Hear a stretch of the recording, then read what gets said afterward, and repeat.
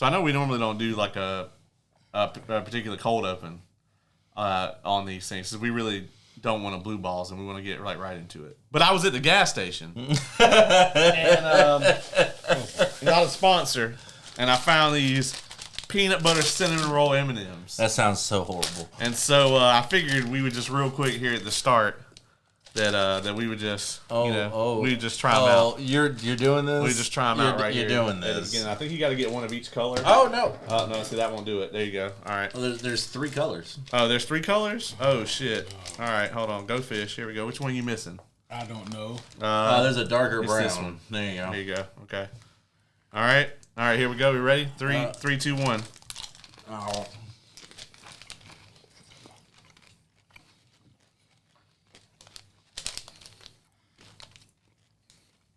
I don't hate it. It's better than those fucking, what was it, key lime pie ones? Yeah. Yeah. I'm taking this straight to the committee. There you have it. Peanut butter cinnamon roll M&Ms. They're not bad. No. We didn't need this, though. They're just peanut butter M&Ms with, like, some extra sugar on them. That's what it is. That is all it is. Mm-hmm. It's like more like peanut butter sugar cookie. Uh-huh. Yeah, with a hint of cinnamon. Cinnamon. Cinnamon. Yeah. Okay. They're all right. Yeah. I don't think I needed that. Yeah. Both random and out of nowhere. Well, when I see something interesting at the gas station that's off the wall on the way over here, I'm typically like, let's try it out. And Oz, you let this happen. I didn't know what the fuck he was doing when he grabbed him. Honestly, if Ace had been there, he immediately would be like, no, put those back. And honestly, I'm actually thankful because at least he didn't pick the fucking marshmallow Reese's that I saw. Oh no, then I have to eat whatever the thing is. I can't. Yeah, that shit looked horrible. So I'll take that over this over that. Yep. Well, with that interesting flavor tone note out of the way, we are here for a reason that does not include cinnamon rolls, M&Ms, or peanut butter. None of this stuff was actually involved in the making of said topic of tonight. We are here for a very interesting purpose, one that has been discussed very recently since its release, and that is, of course, the 2026 Christopher Nolan film, his adaptation of the Odyssey. But of course, before we get too far into things, proper introductions are in order, and then followed by a proper reading of the rules.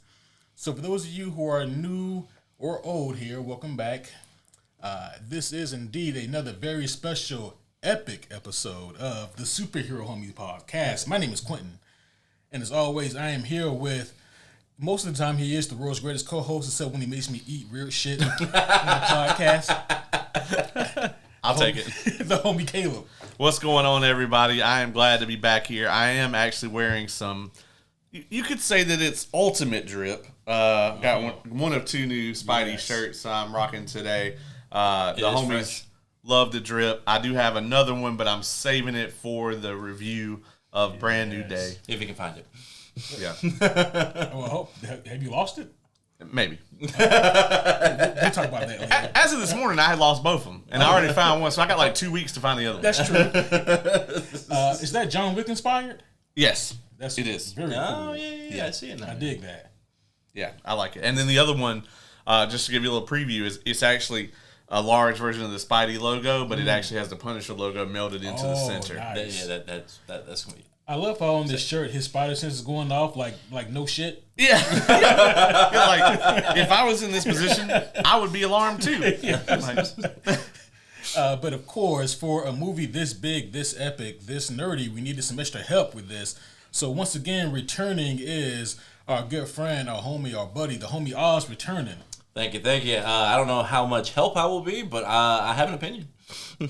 Well, he was talking mad shit before the podcast, man, I'm, you need to have me on because I helped Homer write the shit or whatever. Yeah. Oh yeah, like 3,000 years ago. Was it 3? According to the internet, it's about 3,000. Like 3,000, right? What was it, like 2,700 to 3,000 years? Yeah. And speaking of it being 3,000 years old, that requires us the reading of the rules. The first half of this review, shockingly enough, is going to be spoiler free, even though you had time to read it. Yeah, it is a 3,000-year-old poem, but there are some things in the film that I would still consider that would be spoilers. A lot of that actually has to do with kind of the themes of the movie and how it was recontextualized for the modern audience. So the first half of this review will be spoiler free. After that, we will give you guys plenty of heads up. We actually have a little topic that Oz wanted to bring up that we're going to discuss in the middle there. And then the second half of this review, once we come back to it, will actually be spoiler filled. So if you've already seen the movie or just don't care about spoilers, that is going to be a really in-depth discussion about kind of everything about the film. But yeah, I think we're ready to go. Guys, I got to say, general thoughts on this movie. I mean, I think anybody that watches the podcast knows that we're all Nolan fans. Did he step it up here for this? Like, did in my opinion, the greatest director like of the modern era? I mean, did he level up here? I mean, I personally think he did. Like, like you said, we're all fans of Nolan and his work. I was glued to the screen for 3 fucking hours. Like, usually, even in like some of the like the Marvel stuff, like sometimes like when there's a lull, I'll fucking just kind of sit back a little bit. This movie, I didn't. I was focused, laser focused on all of it, locked in. Yeah. Yeah, I think for me, maybe some people would consider this a hot take. I don't think is that big of a hot take at all. I think that is actually probably a pretty, maybe a standard take for a lot of people. I think that as it stands here and now, by the end of the year, the Odyssey will have remained my favorite movie of 2026. I don't think anything's going to top this. I mean, yeah, honestly, I was saying the same thing at the theater. Yeah. Yeah. And so that's kind of, I don't want to say unfortunate, but it's like, I know that, well, I don't know, but I strongly feel that nothing that comes out this year, whether it be Brand New Day or Dune, Messiah, or Dune 3, I should say, Clayface or Avengers Doomsday, I don't think any of that's going to reach the levels of entertainment or enjoyment quite that the Odyssey did. I mean, just overall from top to bottom, from the casting, and some of this casting is super interesting casting that I never would have considered, but honestly pulled it off somehow. Oh, yeah. To the way that this thing was shot. I mean, I think off mic we were just talking about like the practicality of a lot of things that were used here. To the being able to capture the epic scope and scale of something like this, but doing it in a way that used very interesting techniques for special effects that didn't involve CG. Just everything about this film I think was just amazing. And I think I even said this to Oz after we got out of the viewing. I said I have to really think hard about my nitpicks. There are some nitpicks that I have here, but it's nothing that is going to deter me from seeing this movie again. I've already seen it twice. Yeah, he went and saw it the next morning. Yeah, I saw it the very next morning. So I saw it twice within like 12 hours somehow, and the movie's 3. So yeah. I think I might be the detractor here again. And let me just go ahead and preface all of this by saying that I love this movie. Like, I really do. And you were talking about the casting. I was listening to Nolan talk about, because I haven't seen the movie twice, but I have probably watched like 5 to 6 hours of like cast and director interviews about this thing. And Nolan actually said that he has a rule for himself that he never thinks about an actor when he's writing a script. He doesn't ever want to do that, because as soon as you take a character, like let's just say Odysseus here, and 10 words into it, he goes, I want this to be Matt Damon. He's now writing the part for Matt Damon. Yep. He's no longer writing the character of Odysseus. He's writing something that he thinks would fit Matt Damon. And he doesn't want that to be the case. Like, he doesn't ever want to limit the character to an actor. So he writes the character the way he wants the character to be, and then goes back and says, okay, now what actor do I think could rise to this occasion and could pull this off? And I think that's an awesome way to do it. Obviously, some movies you can't do that, right? Like, obviously, if you're writing Brand New Day, you have to write that shit for Tom Holland because that's who's going to be fucking Spider-Man. Well, that is true. But in Nolan's case, he pretty much can do whatever he wants, just because of what's been afforded him. I really, really loved this movie. I think I don't know that I'm right there with you guys in in saying nothing's going to top this for me. If I had money on what will compete with it, it's probably Dune Messiah. They're not calling it that. I'm calling it that. Dune 3. I think that's dumb, but that doesn't affect the actual product. No. For me, if I'm looking at brass tacks, what director is capable of stepping to Chris Nolan? It's Denis Villeneuve. Denis Villeneuve. He's the only person that I think is on the level today, right now, 2026. I do think, I mean, obviously, we're both huge Ridley Scott fans. Yeah. You know, but, and we're also huge fans of the Russo brothers. All of us are. Do I think Doomsday could be on the level? Absolutely. But if I had to bet something that could take the best movie of 2026 throne from this, for me, it's Dune. But, once again, I am in agreement with both of you right now. It's the best movie I've seen yet this year. Oh, yeah. And we're over halfway there. So, let me, one more question before we kind of get into it here for you guys. Is this a top 3 Nolan movie for you? Yes.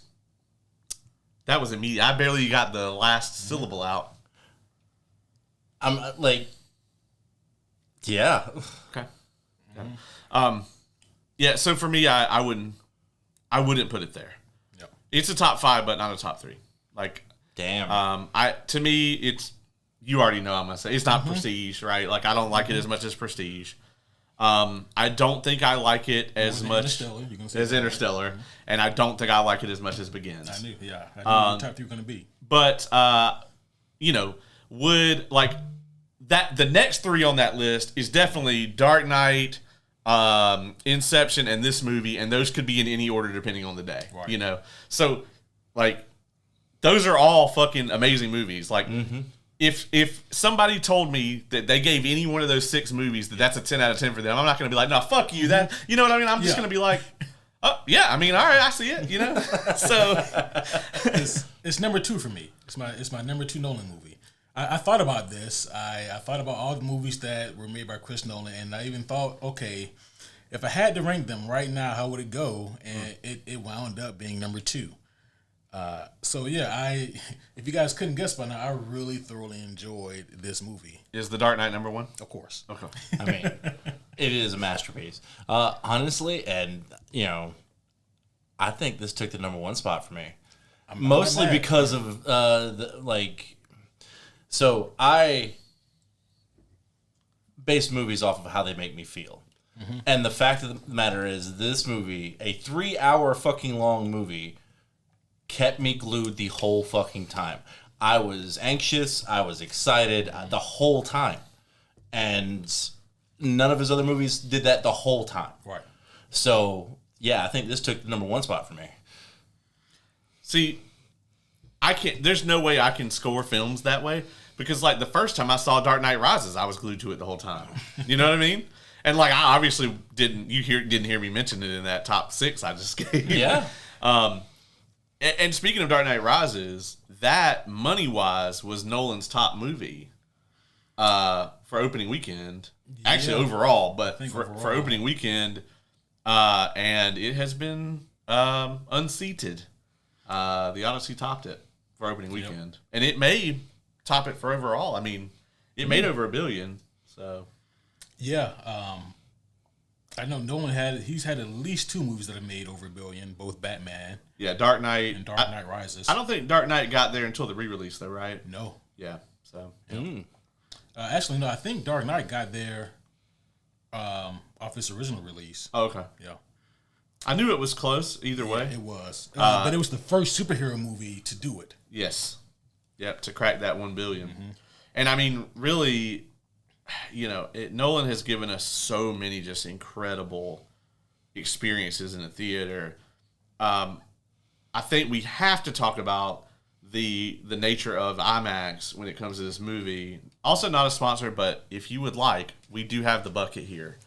So, yeah, let us know, guys. We'll be happy to plug IMAX for you guys. Yeah, we'll shoot this in IMAX if you need it. Yeah, we'll do whatever you want. Provide the IMAX camera and we'll do it. We'll do it. And then provide your own editor as well who can edit that footage. Yeah, we will also need a studio because that camera is about half the size of this room. Yeah, it's also like 13 decibels because it has a bunch of loud ass fans in it. So. I mean, it would be great for your clips though because like you have to do it in 3-minute increments. Right. Yeah. And those files will be like 1 terabyte a piece.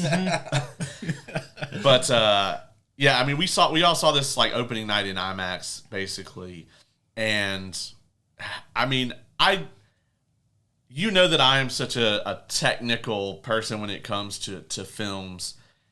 And I got to say that I was absolutely blown away. Like, there was moments where I think, a little partially taken out of the story. And I don't mean this is a bad thing, just because I was looking at things and I was just mesmerized with the visual of it and how it was shot and just the height of the frame. There's a portion where they like come up over the edge of like a cliff, basically like a mountain range, and you have the entire frame that you would normally have in a normal theater, and then you have just like 30 feet of cliff side, and there's no other movie that's ever hit me like that in terms of scale of a thing. You kind of have to just see it to experience it, but that and like some of the effect shots and things like that, I was blown away by how many times they didn't take any kind of shortcut. And in a lot of ways, they did a lot of the shit as complicated as you could feasibly do it. Yep. But because of that, it draws you in and makes you feel like you're looking at something real. Mm-hmm. And so much of Hollywood kind of loses us on that these days. I 1,000% agree on that. We have so many movies nowadays that put so much emphasis on heavy CG, and I'm not necessarily even putting that as a bad thing because you're not going to make a high budget superhero movie in most cases without it. Right. You can't. You can't do. You might be able to do a puppet Cyclops like we have in this movie. You can't really do a puppetized Thanos though, and have him do all the shit that he does. No. Right. And so like you have to have certain limitations and know what you can do with what you have. And know what your overall goals are. But the only reason I bring that up is because the things that were done in this movie, like you said, Caleb, are kind of a technical masterpiece. And it's something that you can't take out and replace with something that maybe Hollywood tends to use as a crutch. I mean, we've gotten to the point now in modern cinema where like a lot of things will be made CG that doesn't have to be. Yeah. Yeah, in a lot of cases, some of these things will look maybe better if they didn't. I feel like Nolan took the old school approach of let's just make a fucking puppet, and but let's make it as cool and as stylized as we can, which takes me back to the 80s and 70s, which I love that era of filmmaking. And to be perfectly honest, like I've always been more of a fan of practical effects over CG. Not saying that CG is not beneficial in any way, shape, or form. Like obviously, we're in an age where that's a lot of times needed to get that story across. But like the movies that stand the test of time, case in point, the Lord of the Rings movies. Not saying that they don't use CG, but they do a lot of like practical effects, like a lot of makeup, a lot of design, stuff like that. And that is what Nolan did here. Like he brought in, like he made set. Well, he didn't even have to make sets most of the time. He shot on location, but like, all the costumes, all the major creatures and stuff like that, he brought, like he made that. And I mean, the crazy thing too about this is he came in under budget on this thing. Yeah, that blows my mind. Yeah. Well, and a lot of it too, when they say practical effects, they don't always just mean like we're not using CGI. It means sometimes it means it in a more literal sense. Like, it's no secret that the Trojan horse is in the movie. Like that's in the trailer. Yeah. Okay. Any other studio, any other director, just about, that's going to be a miniature that they'll shoot as a prop, right? That they'll just shoot up close so it looks like it's the real thing. Or they may have actually built one, you know. But then the scenes inside of it would have been shot on a soundstage somewhere. So you got to build or rent that and then pay for all that shit to happen. And you got to shoot everything twice. No. He was like, we're just going to put everybody in there and we're going to do it. You know? Yeah. It's like, we made it big enough. Yeah. Which is crazy, right? Which also adds to that believability to it. Is like, that is what they did. They built this Trojan horse so they could hide inside. Yeah. And there's so many amazing technical aspects of this movie that lends itself to the perspective of the story. Because as you alluded to earlier, Caleb, like there's so many things in this movie that, I mean, I think that for the most part, we've all have heard the Odyssey, even though for some reason I have a lot of coworkers who never heard of it at all, which blew my mind. I mean, honestly, I always thought it was like required in school because that's how I heard. Kind of thought so too. I had to read it. I think it was in middle school. Yeah, when middle I read or it. high school. Yeah, the first time that I read it, but yeah. So it was interesting for me, like looking at this thing because it does such an interesting job, right, of changing the way that you look at these stories because they're presented in maybe a certain fashion, or maybe you just interpret it in a certain way when you read it, or maybe you watch the old movie. Right, and you just only view it from that POV. But this movie, it does the same thing, but maybe from a different perspective. Like, okay, maybe this wasn't the good thing that we always kind of thought it was, or maybe, you know, from this POV, we can kind of see things from a different perspective now. I mean, and honestly, like, I applaud the level of genres that he hit in this one movie. Mm-hmm.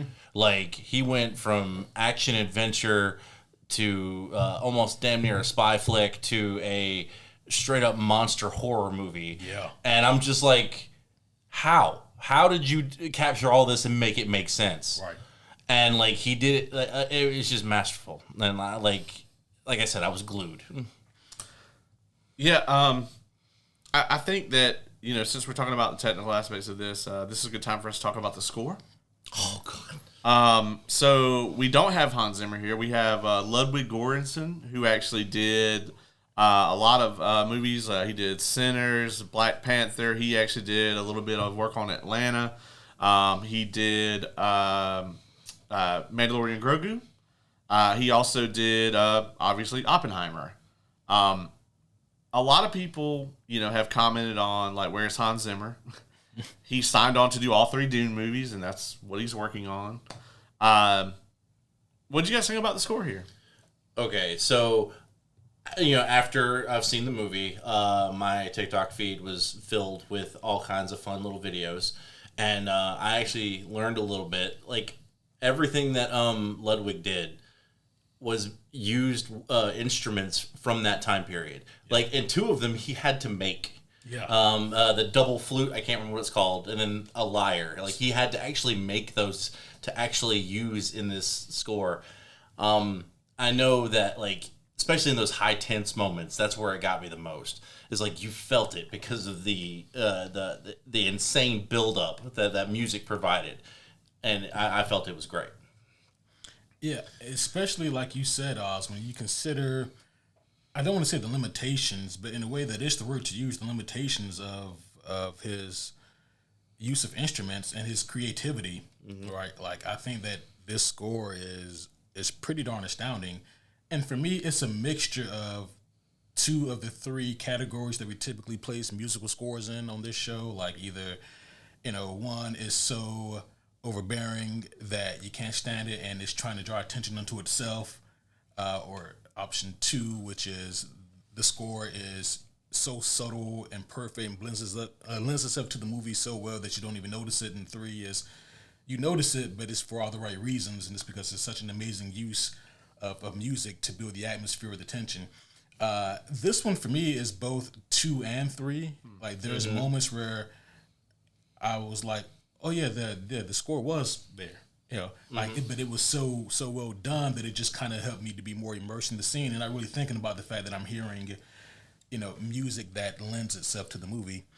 I thought that the score here was, don't get me wrong, I'm not gonna say that like this is my favorite score of a Nolan flick, no, but I think that it was very well utilized here. Yeah, I agree with that. I think that here I'm kind of with you. Like when I did notice it, it was good, but for the most part, I'm just vibing with what's going on the screen. I actually had somebody ask me like if the score was good, and I said, well, it's really not that kind of movie. Right. Like there's more dialogue than anything. Like the dialogue in this movie is so important that the score is kind of toned way down because you want to be able to kind of feast on the dialogue. And when the dialogue isn't hitting, there's usually some loud ass shit going on. And so lots of times, like those are really the main two things here. The score is kind of secondary to those. Is, you know, the sound effects, and then also the dialogue. Kind of both of those come before the score in this movie. I feel like when the score is there, like I said, it just kind of keeps you in the moment and keeps you immersed, which, you know, we were in the IMAX, so you really couldn't take your eyes off the screen because you really unless you have just closed them. Yeah, unless you just close them, you really don't have that option. But I always just felt so engrossed in what was happening, and so the score definitely can't be the first one. You know, Yeah. Right. And like no, I definitely agree. Like, but when that score does pick up, that's when you start. Like, that's when you notice you're supposed to be paying attention even more. Yeah. And like especially some of the action scenes or these very high tense scenes, like you just feel it and it builds to that point where it's like I actually have anxiety for them because of this music, or with this music helping. Right. Yeah, I feel you. Do we want to talk a little bit about maybe the cast here? Yeah, I mean, we're going to be on this for a minute, guys. The cast here is so expansive.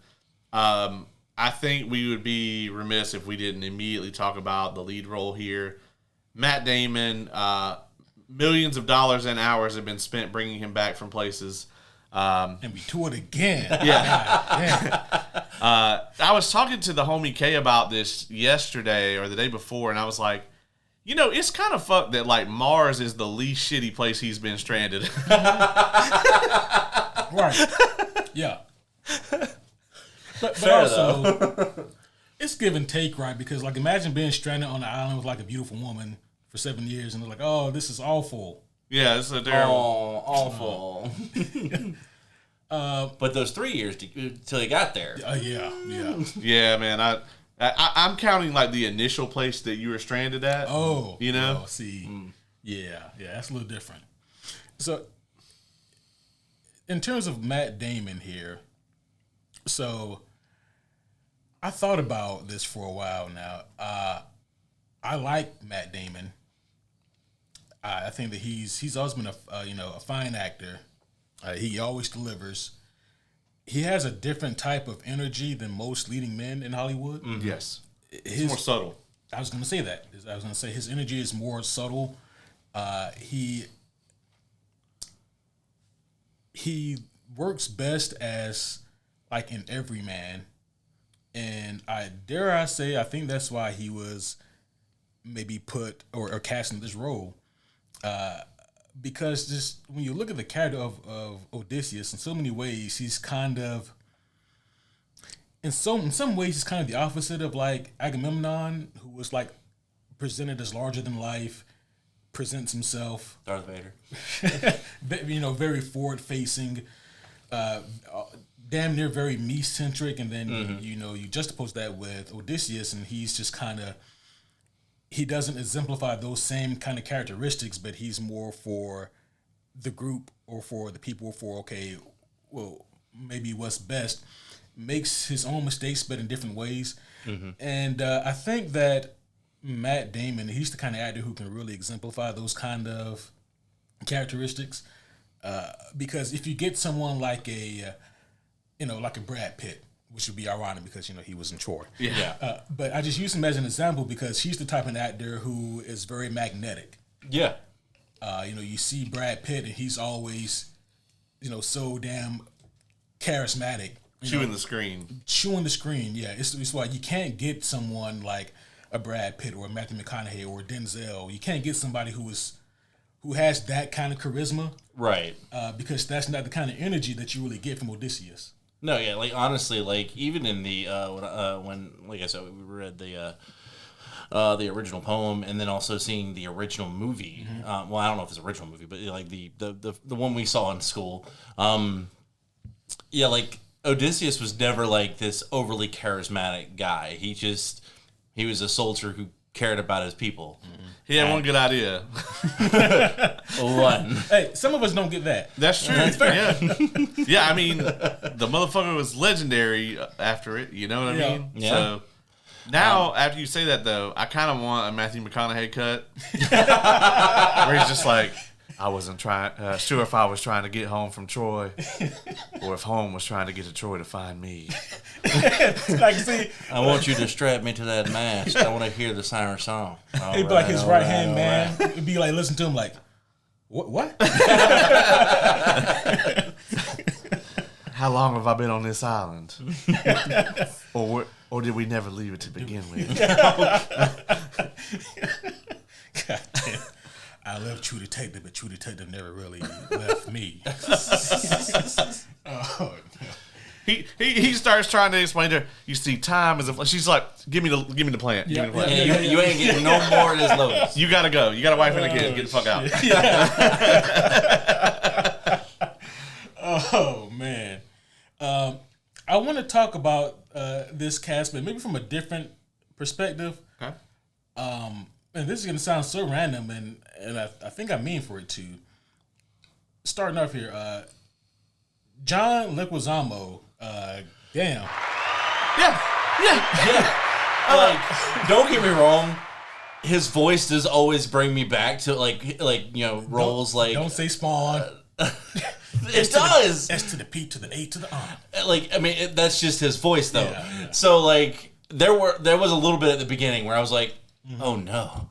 But then, like, he just kept going. It was like, oh my god, like he's killing it with this. Like, Especially them puppies. But yeah, he's coming. Oh man. At the beginning, I was like, "Is that fucking John Leguizamo?"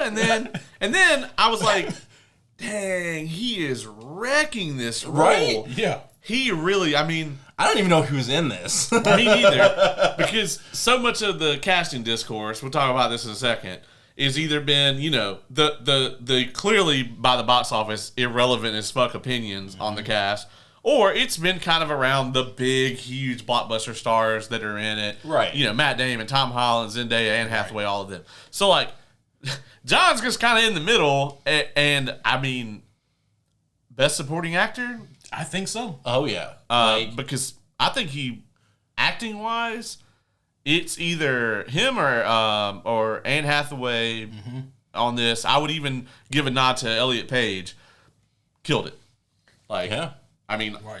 And honestly, and I kind of feel bad about it. I'm really horrible about watching trailers and reading anything about stuff. So like, I didn't even know Elliot Page was going to be in this until they were on the screen. I was like, well, son of a bitch. yeah, Kay. Fortunate for you. Kay goes, hey, is that? Yeah. Fortunately for you, because none of the comment sections have been. Yeah, I can only imagine. I mean, first of all, and this is the way that they always present it, right? They'll lead with something that's objectively false, like Elliot Page cast as Achilles. I'm like, that's not true. Yeah. And so, like, they lead with a lie to get people even more amped up and angry, and then they just follow it up with It's just rage more, bait. Yeah, Rage with just bait. more slander, yeah. And so, I mean, that's what a lot of it was. Lupita Nyong'o, who was cast as Helen of Troy. There was a lot of people who were outraged about that. And I'm over here thinking, man, like, we got, like, Matt Damon and Tom Holland and Robert Pattinson, like, three of, like, the most lily white dudes ever. I don't hear no complaints about them being cast in this bitch. Yeah. But now, when there's a trans character or a black character, now y'all got issues. I mean, and to be perfectly honest, there really shouldn't be many white people in this movie. That's what I'm saying. Yeah. At all. And the comments are always coded as why isn't this movie more white? And they'll never admit that that's what they're actually saying, but that's what they're saying. Yeah. It honestly, all of the complaints about this movie as far as the casting goes, like people saying that Nolan has succumbed to the DEI casting, whatever. No, actually, I think that every single one of the people in this cast whether they have 2 minutes of screen time or 2 hours of screen time, I think Nolan damn near cast the best person that he could for the role in every case here. I'll be honest. At the beginning, we can't really talk about this a lot in this section. Zendaya as Athena is probably my least favorite casting decision in this movie. And then after seeing the movie, you're like, oh, okay, this actually makes a lot more sense. The actual context of it in the film, which we can get into in the second half, it actually makes complete sense. Yeah. Yeah. Yeah, I actually struggled to figure out who she was at first. Oh, really? Okay. Yeah. So, for me, I don't want to say that this is maybe it is my least favorite casting. I don't know. I'm still back and forth with it. I didn't hate it, but I wasn't in love with it either. And it was just a really confusing casting. And that's Agamemnon, played by, I think it was Benny Safdie, who I know him as a filmmaker, not as an actor. Yeah. And also, like, if you see the guy, just the most unassuming dude. He looks like, Well, that's probably why they didn't show his face much. Yeah, I mean, you would shoulder check this guy and not think twice about it. You know what I mean? I think that's fair, right? Because obviously, like, Agamemnon is Ara farming in this movie, as he would have actually been. And he probably was just some fucking guy that happened to be in this position. And so, I can totally see him decking himself out in some fucking Transformer armor to try to make himself look super fucking imposing, because that's just who he was, And that checks out. Yeah, it really does. It was just one of those things where I had to think, like, Nolan, what have you seen him in? Because I didn't even know this motherfucker stood in front of the camera instead of behind it. Like, he did, like, Uncut Gems. Him and his brother. Okay. I think he also, his brother Josh did that. What's that movie with Timothée Chalamet, where he plays a dickhead? His brother did that one. I would say you're not narrowing it down. Ping Pong. Oh, you talking about Marty Supreme? Yeah, Marty Supreme. Yeah, and Benny, the guy who played Agamemnon, I'm pretty sure he did the Smashing Machine, the movie with The Rock, who plays Mark Kerr, UFC fighter. Yeah, oh, okay. Yeah. I know, like, when I saw the casting, because I was wondering who played Agamemnon. Then I saw the name. I said, "You gotta be fucking kidding me!" Like, I mean, and again, like, this may have just been like they just needed a body that kind of fit, or at least maybe the height level, or I don't think he's that tall. No, they definitely Anthony starred. Like, honestly, that I don't know, because like literally the only time you kind of see his face is after right before he's Well, yeah. What other? Oh, I mean, we already spoke a little bit about Elliot Page. I think he killed it. Yeah, absolutely. God. Every second he's on the screen, killed it. Yep. Like, I was, and again, I didn't know Elliot Page was going to be in this movie. So when I saw the opening scene, I was like, that was a very interesting choice for that character and this actor, because I thought that was it. Yeah. It's like, did you really? Yeah.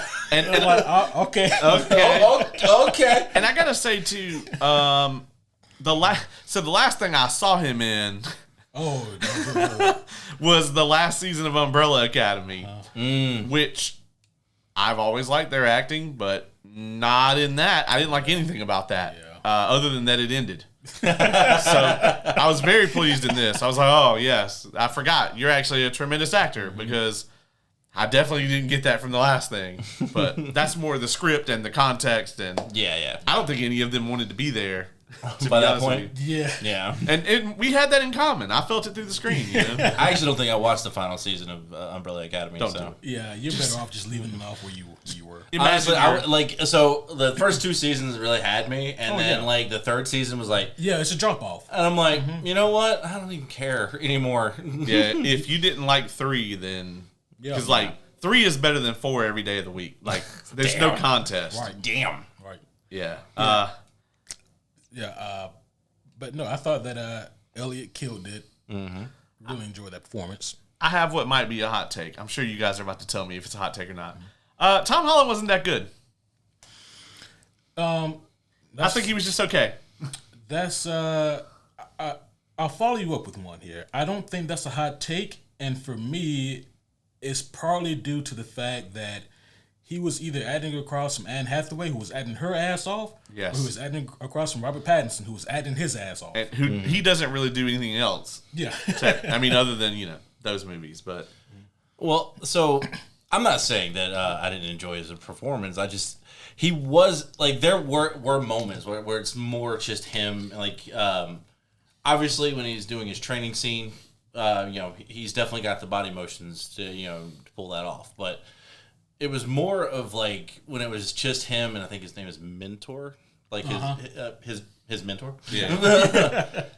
Now I'm wondering if that's where that term came from. I think that's what they were hinting at. Okay. But there are moments where like I'm not sure if it was him or if it was just the way the character was presented to him to play it that way. Yeah, I mean, Because he's supposed to be that naive boy. right. It's really to the point where I have to take a step back and ask myself, how much would I really care about this character had it not been Tom Holland? Yeah. Ooh. Yeah. Yeah, that's a good one. Yeah, I didn't even think about it like that. Well, and that's kind of my thing, right? Is like with Tom on this. At no point was I like, man, I'm really glad they got Tom Holland for this. Yeah. The performance is fine. It's not. I didn't hate it. I didn't think, oh man, Tom Holland's really like losing it here. Or he's across from John Bernthal, who was acting his ass off. Oh yes, he was.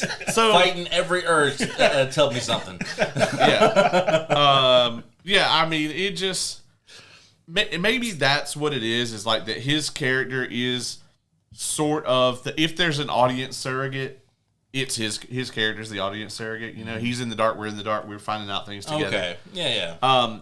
But once again, I mean, it's just fine. Like if this role were someone else, I think I don't know that there'd be a huge difference. Like there just wasn't any point where I was like, oh man, Tom Holland's really doing a great job here. It was just fine. Yeah. Which is, it doesn't hurt the movie. Yeah. It doesn't. On the flip side, I think my favorite performance in this was Pattinson.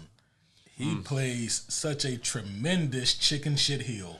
Oh my god, he does. God, especially the end scene. Oh, yeah. Where he's just shouting shit. I'm like, really? Bitch. Anyway. Yeah, a lot of people were very worried about Travis Scott being cast as a bard in this. I thought Travis did good. Yeah, I thought he did a great job. Mm-hmm. Yeah, tremendous. And I don't like him at all because of wrestling. And But he did a great job as a bard here. We've already mentioned Anne Hathaway. Mm-hmm. I think her and Pattinson both absolutely killed it. Absolutely. We mentioned Bernthal, and he did tremendous as well.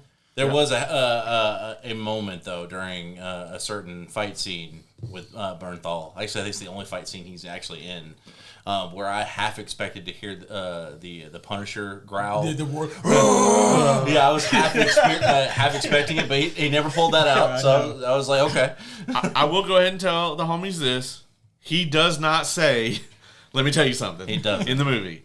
I waited the whole time for him to say it. I was with him. I was there too. Because I was like, this whole theater will fucking erupt if he says it. Because of how much of a thing it's become. Yeah. I have never liked Charlize Theron in anything ever. And I thought she was just okay here too. I mean, suitable. Mm-hmm. Like I thought that she was a good pick. You didn't like Monster? That's probably her best performance. I don't know that I've seen that. Oh, it's based on this true story of this serial killer. Yeah, okay. Yeah, and I've never liked her in anything, and so for me to go, I think she was a good choice for this. That's like the highest kind of praise I can give. I mean, honestly, I think she did a good job as Calypso, and even the the little bit that we do get, it's like she does a really good job of explaining that and still staying in character and not just expounding. Yeah. So, I want to say this without, again, going into anything spoilery, but we know from most of Christopher Nolan's movies, he likes to keep them more grounded.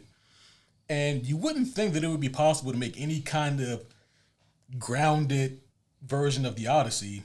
I'd be goddamn, he does. I mean, it's about grounding this in beat because obviously there is plenty of mentions of the gods and of them being angered or what they would think about these things, but like, I don't want to say they take a back seat. It's like they're made mention of, but in terms of like their presence here, it's more felt than seen type of deal. I mean, and really honestly, that's the way I feel like they should be. Unless the movie is supposed to be about, like, you know, case in point, like Percy Jackson or something like that. Like where the gods actually show up and do shit. But like Clash of the Titans. Yeah, like but I do feel that like this subtle approach was, I think that was even how it was in the original movie from our childhood. Like the gods were felt, not seen. Yeah. And there's also this thing called budget as well. Yeah. I think that today, maybe 8 times out of 10, most directors who were given this responsibility to make this kind of movie, they would maybe go a little bit further into it. And I love Nolan's approach here. Mm-hmm. Yeah. Less is more. That's what they say. Yeah.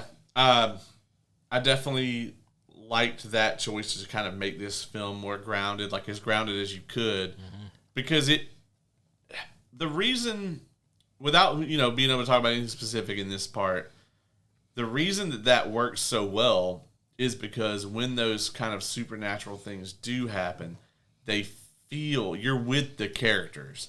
They feel like just this monumental kind of thing, and there is an element of horror to it. And shock and wonder, and if the whole movie was just kind of full of that kind of stuff, it would have diminishing returns, especially with a 3-hour runtime. Yeah, I mean, it's just kind of like you said, he keeps things grounded.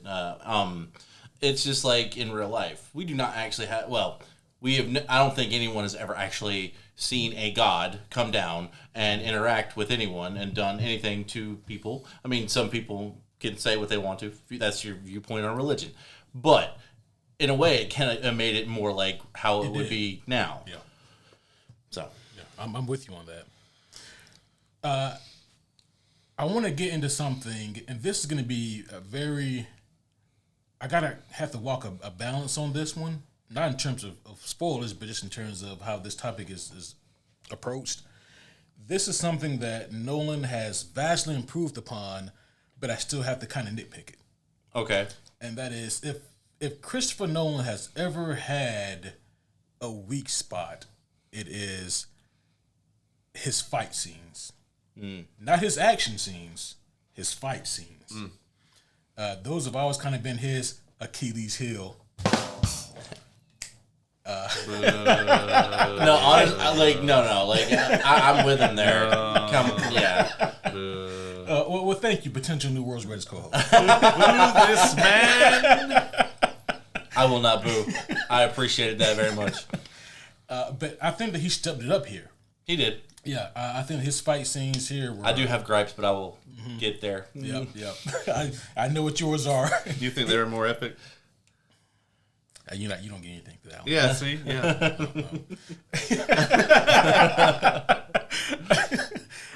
But I think that they really stepped it up here with the fight scenes, especially towards the end of this movie. I think that they were potentially some of the best fight scenes that have ever been in Nolan flicks. However, with that being said, it felt like they were shot with the intent to put the viewer in the chaotic nature of the fight. It's okay to do that with like your general action scenes to put us into tension. Like if we're in the middle of a raging storm, then if you want to shoot it almost chaotically, that makes sense. But for a fight scene, we need to be able to understand exactly what's going on and interpret it pretty clearly. I know that Matt Damon is in this, but we don't quite need those Bourne Identity cuts. They were not like that. Don't get me wrong. They were not to that level. They were not Bourne Identity or Taken cuts, where they don't even make any fucking sense in those movies.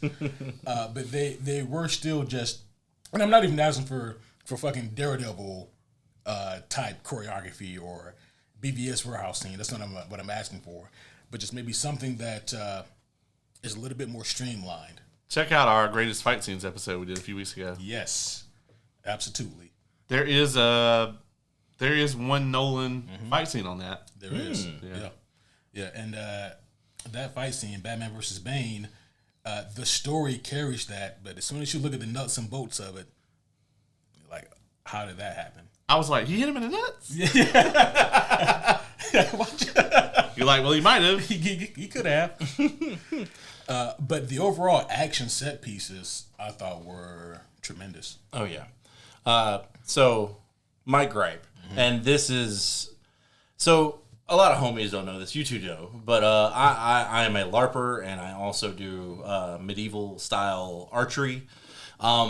So, one of the big things that really bugged me about Odyssey specifically is he is known for having that really awesome trick shot that he, shoots through the massive rows of axes. Well, the fact that earlier in the movie, this isn't really a spoiler, it's just where I noticed it and it had me reeling for about 10 minutes, is the fact that he was holding his bow absolutely incorrectly. There is no actually excuse for that if you're supposed to be a hunter. Like, if you're supposed to be good with a bow at all, holding it down like this, not even close to where you can aim, especially when you're hunting for a precision kill, oh my God, that bugged the shit out of me. What movie or TV show has accurately portrayed archery to you, out of curiosity? Has there been any?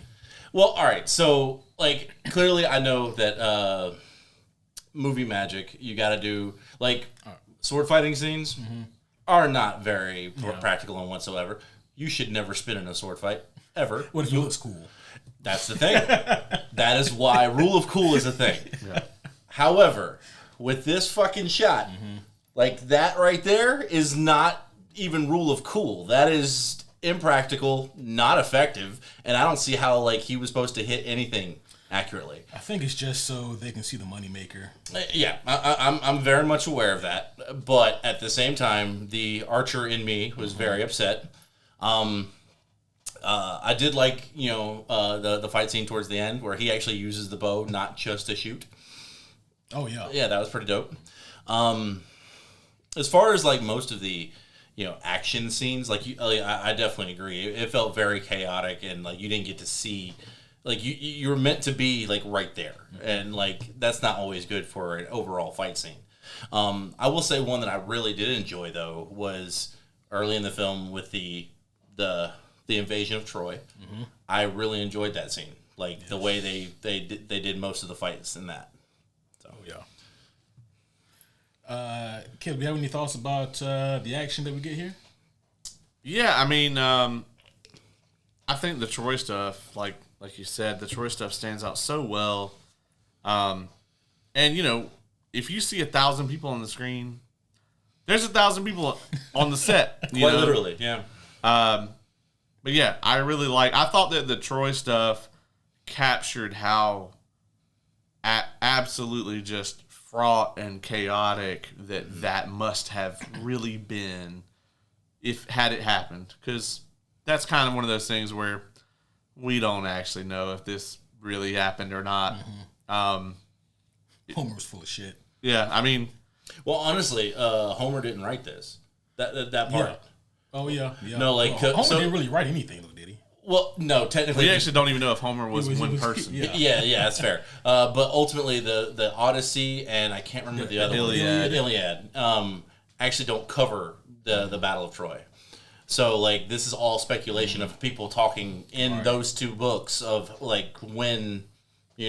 it's what happened or what's going to happen type of thing. Yeah. Yeah, I actually want to, just for a minute, kind of talk about the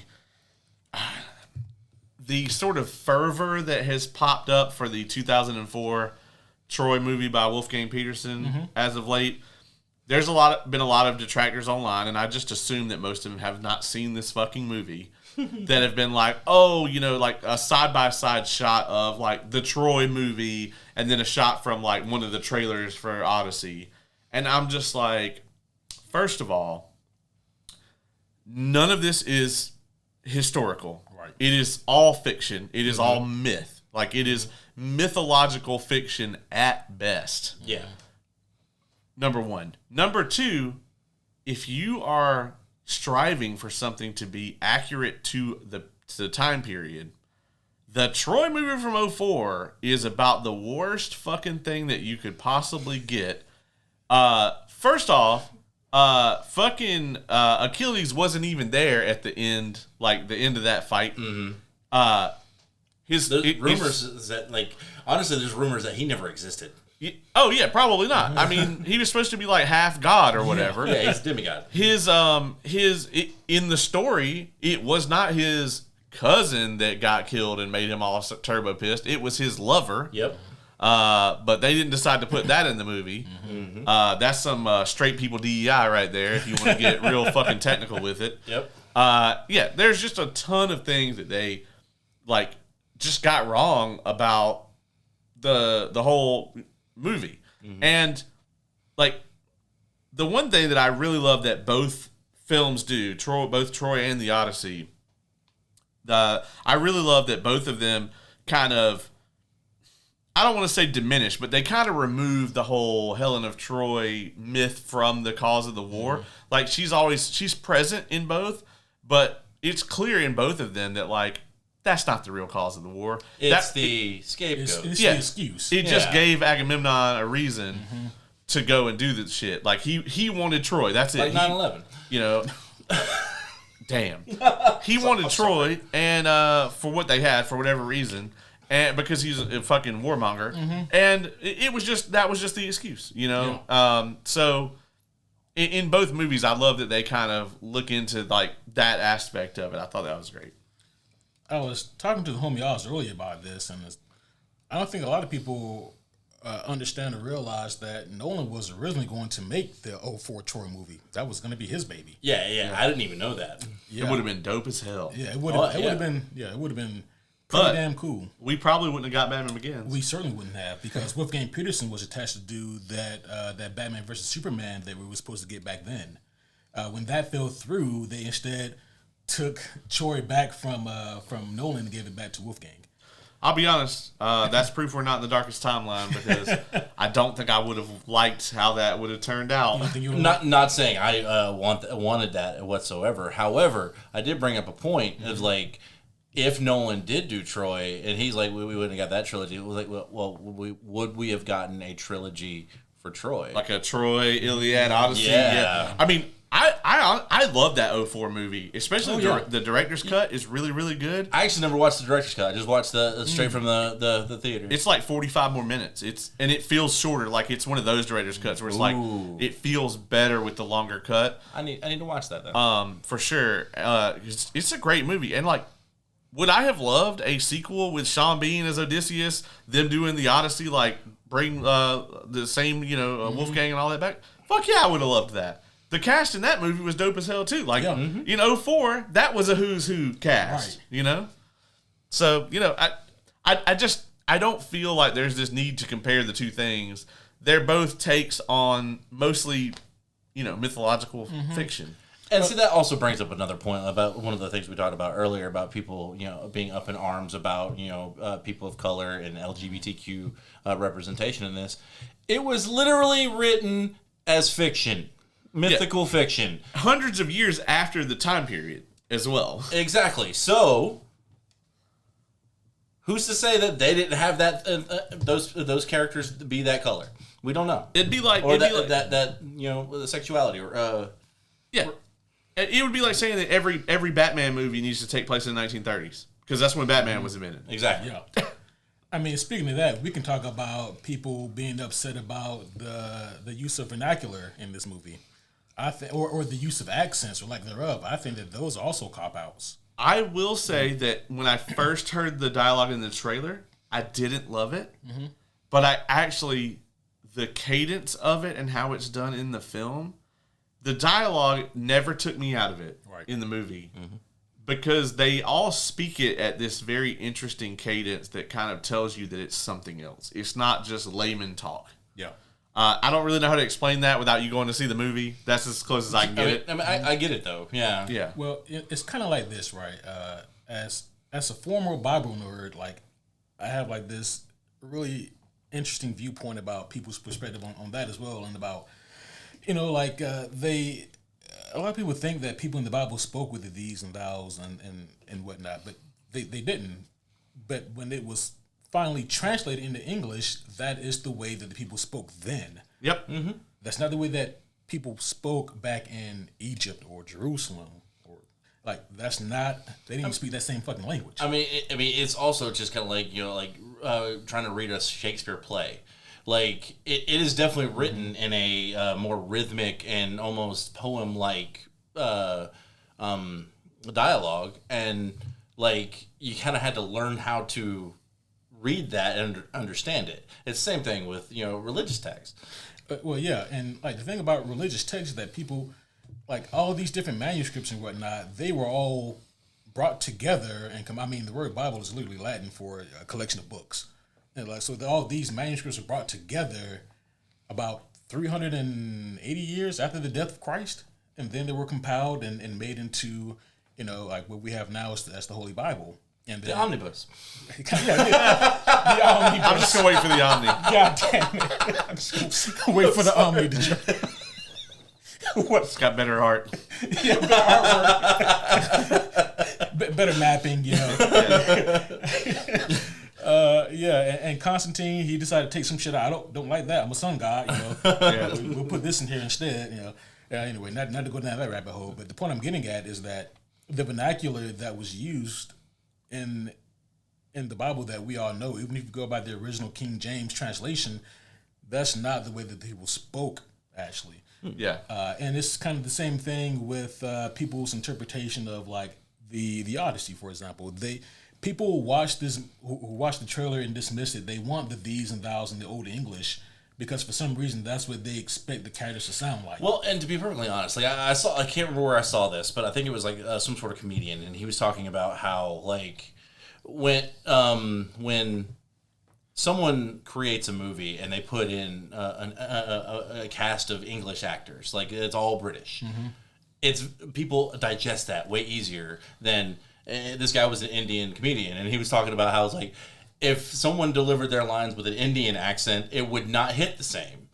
And so like people like tend to gravitate towards that style. And like, don't get me wrong, I love accents. Like ask these two, they're at my tables, and I will fuck around with accents all day long, giving them different NPCs. So like I get it, but at the same time, it shouldn't always be just that thing, that expectation. Yeah. I guess my point is that people are complaining about accuracy. Yeah. Right. But what I'm saying is that the thing that they want it to be is not accurate. Right. Yeah. And these same people couldn't point out Ithaca on a fucking map. Right. Like here's this globe. Point to where you think fucking Ithaca is. And I swear to God, none of them would get within 1,000 fucking miles of it.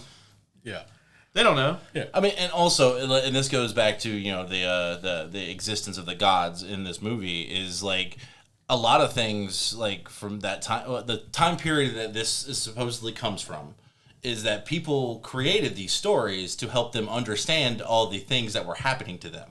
Right. And so, like, this is strictly a story of a guy who told that story. And it's such a big theme of the movie too. Oh yeah. I can't wait till the second half till we can get into some of that. Yeah. I think we're about ready. Yeah, I think so. I guess we should just kind of talk about the pacing here. Mm-hmm. When you hear that this movie's 3 hours long, you might think, oh, there's going to be some lull in it. There fucking ain't. Mm-mm. It is breakneck for 3 solid hours. Opening credits to closing credits. That's the only it. time you kind of get some breaks is when you are not with Odysseus, but even then, it's still like the plotting and scheming that is happening is still keeping your attention. It's still engaging, right? Yeah. And that is true. You do notice like there is a shift between going from Odysseus to what's Tom Holland's character's name? Telemachus? Is that right? Yeah, Telemachus. Yeah, Telemachus. Yeah. Yeah. You do notice at first, but like especially on second viewing, I realized that okay, it's only for a second though that you feel like a slowdown, but then, like you said, the scheming starts to kick up, and his own plot starts to kick up more, and then you're right back engaged again. And so, yeah, I agree with you, Caleb. The pacing in this movie isn't really an issue, even though this thing is damn near 3 hours. Yeah, like honestly, I didn't feel the 3 hours. Like, well, and some things were cut short. Like if you guys are familiar with the Odyssey, you know that there were some things taken out or cut short. Yeah, but when we get to the spoiler section, we will definitely get into that more in depth because there's definitely some scenes I wish there was more of. Same thing. Man, you still got me thinking about that. If we've got that Nolan trilogy, I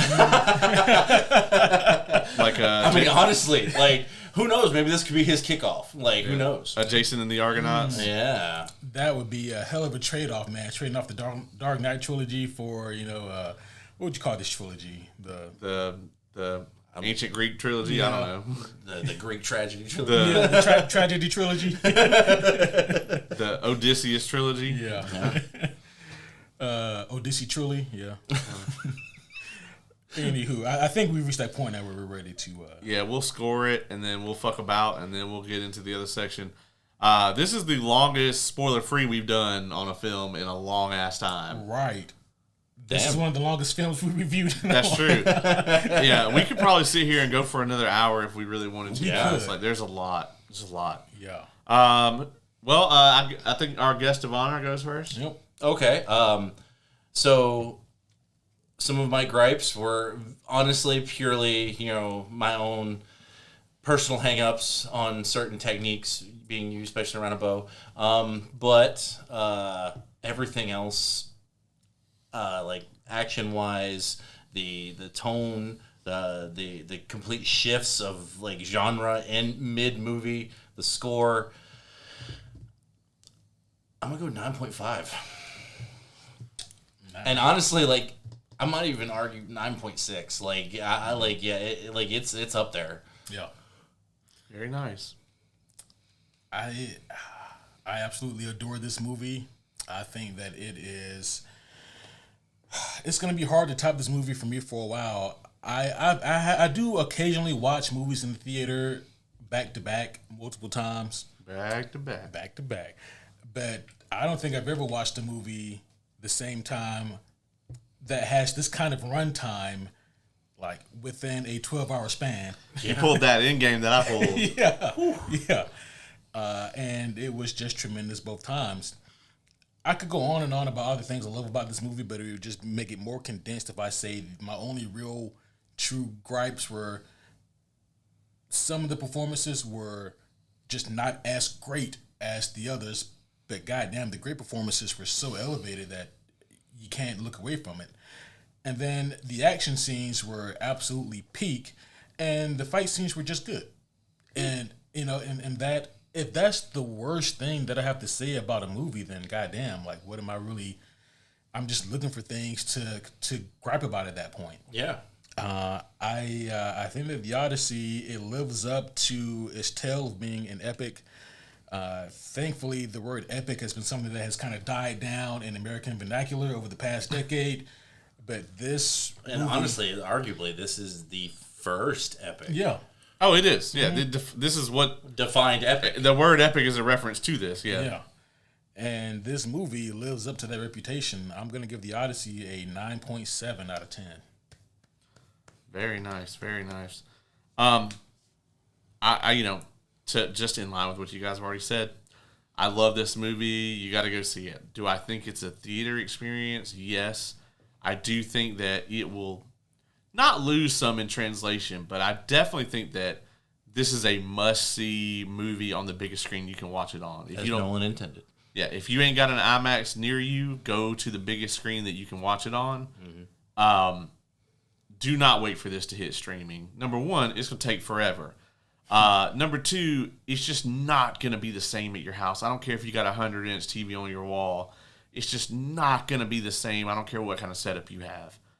Unless you have an IMAX theater in your house. Yeah. Jesus Christ. Yeah, Brandon Sanderson. But I don't think his is IMAX, though. I think his just, is a normal he's theater. Just got a theater, Poor people stuff. Yeah, poor people shit. Yeah. Type shit. So, I definitely adore this movie. I think, like I said, you have to go see it. I got no issues with the pacing. I have issues with maybe a little bit of the acting and some of the the movie is definitely more thematic than it is wants you to care about the characters. Like, it, and I'm not saying that's necessarily a bad thing. It's just it's a style choice. Yeah, I'm gonna land on a. I'm gonna go 9.3 out of 10. And there you have it. Yes, sir. Yeah, so 3 9+ scores for the Odyssey. So if you guys haven't been convinced yet to go watch it, then damn, I don't know what else to tell you. When the biggest detractor on the show gives it a 9.3, I mean, you just got to fuck right off and go watch it. And speaking of, if you haven't seen it, this is your cue to go watch it now, because we're gonna fuck around here for a bit, and then after that we're gonna find out, and we're gonna spoil everything. So Yes, sir. Absolutely. So I typically get really nervous when Caleb is really excited about a cold open that he has. So, thankfully the homie Oz presented an idea, and I was like, oh, thank goodness. and I still got you. I know. With the M&Ms. Which is so I think that's why he did the M&Ms. No, I wasn't thinking about that at all. I was like, oh man, we should try these on the podcast. goddamn. But let's take it away. What you have for us? Okay, so recently, Caleb and I, very recently for Caleb, but I've been getting more back into Magic the Gathering. Fucking nerd. Yeah, I know. I haven't used to have a played. button for that. I haven't played in years, but this is actually not really necessarily towards Magic the Gathering. It's just as a nerddom as a whole. Something that I noticed that even the homie Brendan brought up to me was that other pop culture references like comics, video games, stuff like that are getting moved into the Magic the Gathering world. Like there's a Final Fantasy set, there's a Marvel set. I think Spider-Man has his own set. Damn. Like their own decks and stuff like that. And Rings, yeah. So my question is, well, not really question. It's just like, what are your guys' takes on other pop culture fandoms getting put into things like these types of games? Well, so I think that when it's just like anything, right? When you take a look at a crossover of any kind, which is what this is. Yeah, crossovers. You have to look at it the same way that you look at an adaptation of, like, what was the intent beyond this? Like, was it a Rings of Power situation? Did someone go, we'd like to make a fuck ton of money. What do we have? Or did a creative go, you know what? I'd really like to make a trilogy of Lord of the Rings movies. We're going to write a treatment for it and shop it around to the studios and see if anybody will bite. And I think that's, kind of a similar thing here where it's like, yeah, you're going to have some crossover stuff where it's like, Call of Duty did a fucking Kong versus Godzilla crossover. That's the most fun I've ever had on Call of Duty. Like, that fucking game mode was incredible because both of the kaijus would be on the map fighting while you were fighting. Like, it was like Warzone. I mean, honestly, did you ever play it? I hate, I know I've gone on record saying I hate kaijus, but I think I would play that because, as long as I'm not actually having to fight the kaijus or be a kaiju fighting another kaiju, I'd be okay with that. I guess my thing is, like, I'm looking too much into it. If I'm one of the soldiers, I'm like, why am I here? Well, no, because some of your call downs and shit would actually, you could get call downs that would enrage whichever kaiju that you were on the side of, and like they would start going crazy. Yeah. And then there was somewhere like you could throw a call down, and then like Godzilla would fucking hit his breath weapon on that area or whatever. And like it was just a cool game mode because like it just added this extra layer of like, oh shit, because you're dropping into the war zone and like fucking Kong and Godzilla are on the thing, and it was all of course a promotional tie into the movie. But it worked really well. Then on the opposite side of that, you can go check out our review for fucking the Ruby X Justice League or whatever, which I didn't watch it but I hear it was absolutely fucking terrible. As a matter of fact, I feel like I can like FaceTime the homie Dylan right now and just ask him, Dylan, what you think about Justice League X Ruby Heroes and Huntsmen Parts 1 and Parts 2? That's the name of those crossovers. And I think he could probably take a deep breath and give us a 37-minute dissertation about why it's the worst thing ever. Or you can go watch the review and you can get like an hour and a half dissertation. Yeah, and it's only made slightly enjoyable for me to have sat through those movies because Dylan. Yeah. Yeah. So Suicide Squad Isekai. Right. That was the other way around. I saw it. I mean, no, Batman Ninja, dog. Like, but so like my viewpoint on it, it really just depends on what you're crossing over. Yeah. If it makes enough sense for me, like to me, and this, I'm mostly because that's what prompted the thought was Magic the Gathering is like Final Fantasy. I was okay with like getting brought in, but like to me, Marvel. I'm not saying that it doesn't belong there, and not that like I curse anybody who does like to play those types of decks. But personally, it would take me out of it. I like the fantasy aspect of what it was created on. I guess in a way, purist, but at the same time, like I'm not gonna dog someone for having one of those decks. It's just not for me. But as far as like you got Ninja Turtles and Batman when they did a crossover. I thought that was amazing. Yes. And like, even like when Batman went on Scooby-Doo forever ago, that was an interesting crossover. Not something I ever wanted. Right. Or needed. But it wasn't horrible. When both things are owned by Hanna-Barbera, then it starts to make more sense. Yeah. 100%. Yeah. They did the Supernatural Scooby-Doo crossover. That made sense because, Yeah. same show. But I'm pretty sure Scooby-Doo kids are like, well, this shit is real? Yeah. They're like, hey, what? And then on top of that, it's like, wait a minute, y'all are gonna kill him?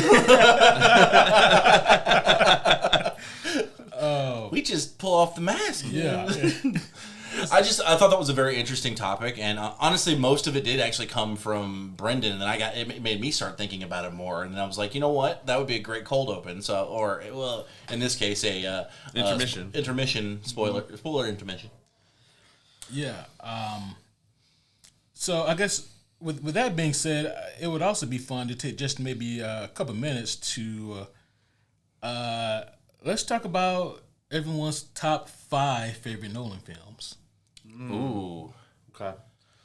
All right. Well, I kind of already did this. You kind of did, yeah. But so I'll go first. Number 1 for me is The Prestige. Obviously, I think it is probably the greatest movie ever made from several points of view. I don't think there's a wasted scene, a wasted second. It's incredibly engrossing. All the characters are super well done. Number 2 is Interstellar. On most days, that movie can bring me to tears. That's not a thing that most films can do, especially on repeat viewing. But that shit just gets me every goddamn time. I'm not saying I've never watched it without tearing up, but more often than not, it's just such a great movie, man. Like, how the fuck are you going to make a movie about a relationship between a father and his daughter, but also make it about fucking quantum physics? Yeah. Like, that's just, the skill level is just, it's next level. It's out of this world, you might say. You're not going to go till I hit it. Yeah, there we go. Yeah. So that's 1 and 2. Number 3, I'm going to go Batman Begins. The reason Batman Begins is the greatest Batman movie ever to me is that Batman is not in like the first 40 minutes of that movie. But you still love every second of it. You still can't take your eyes off of it. You're still just as caught up in what's happening before Batman shows up. And that tells you that the movie is incredible on its own and not just relying on an IP. And then when Batman does fucking show up, it's like, oh shit, that's Batman. And then oh shit, that's Batman. And if you're not sure, he even tells you. Yeah, he goes, I'm Batman. When the part where Batman shows up, he goes, I'm Batman. So you can't even be confused about it. Love it. I'm going to go number 4. I'm actually going to go The Dark Knight. Enough said. Like, it's pure adrenaline. Batman versus Joker. If there's one single Batman versus Joker thing that you can put in front of somebody and just kind of explain what their relationship is, this is the movie for you. Would I prefer that you go read about 40 different comics and then show up on Dark Knight Returns? Absolutely. But you can do that later. Yeah. And then number 5, I'm going to slot the Odyssey in. Inception normally would get a spot here, but today this is the list. Odyssey number 5. Sure. So as I said earlier, Odyssey has hit the top. I think it's more because it's a personal preference thing for me, and honestly, that's the way my list is gonna go. Is that obviously I'm very much into medieval style fantasy and or mythology and stuff like that. So obviously Odyssey with the constant being glued to the screen, number one. Number two would probably have to be Inception, and because of how creative that movie was for me.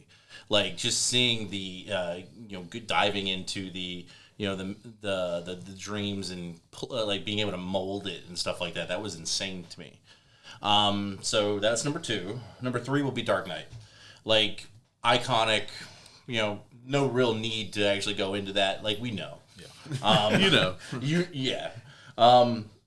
We have reviewed pretty much all of these. Pretty much, except for like Dunkirk.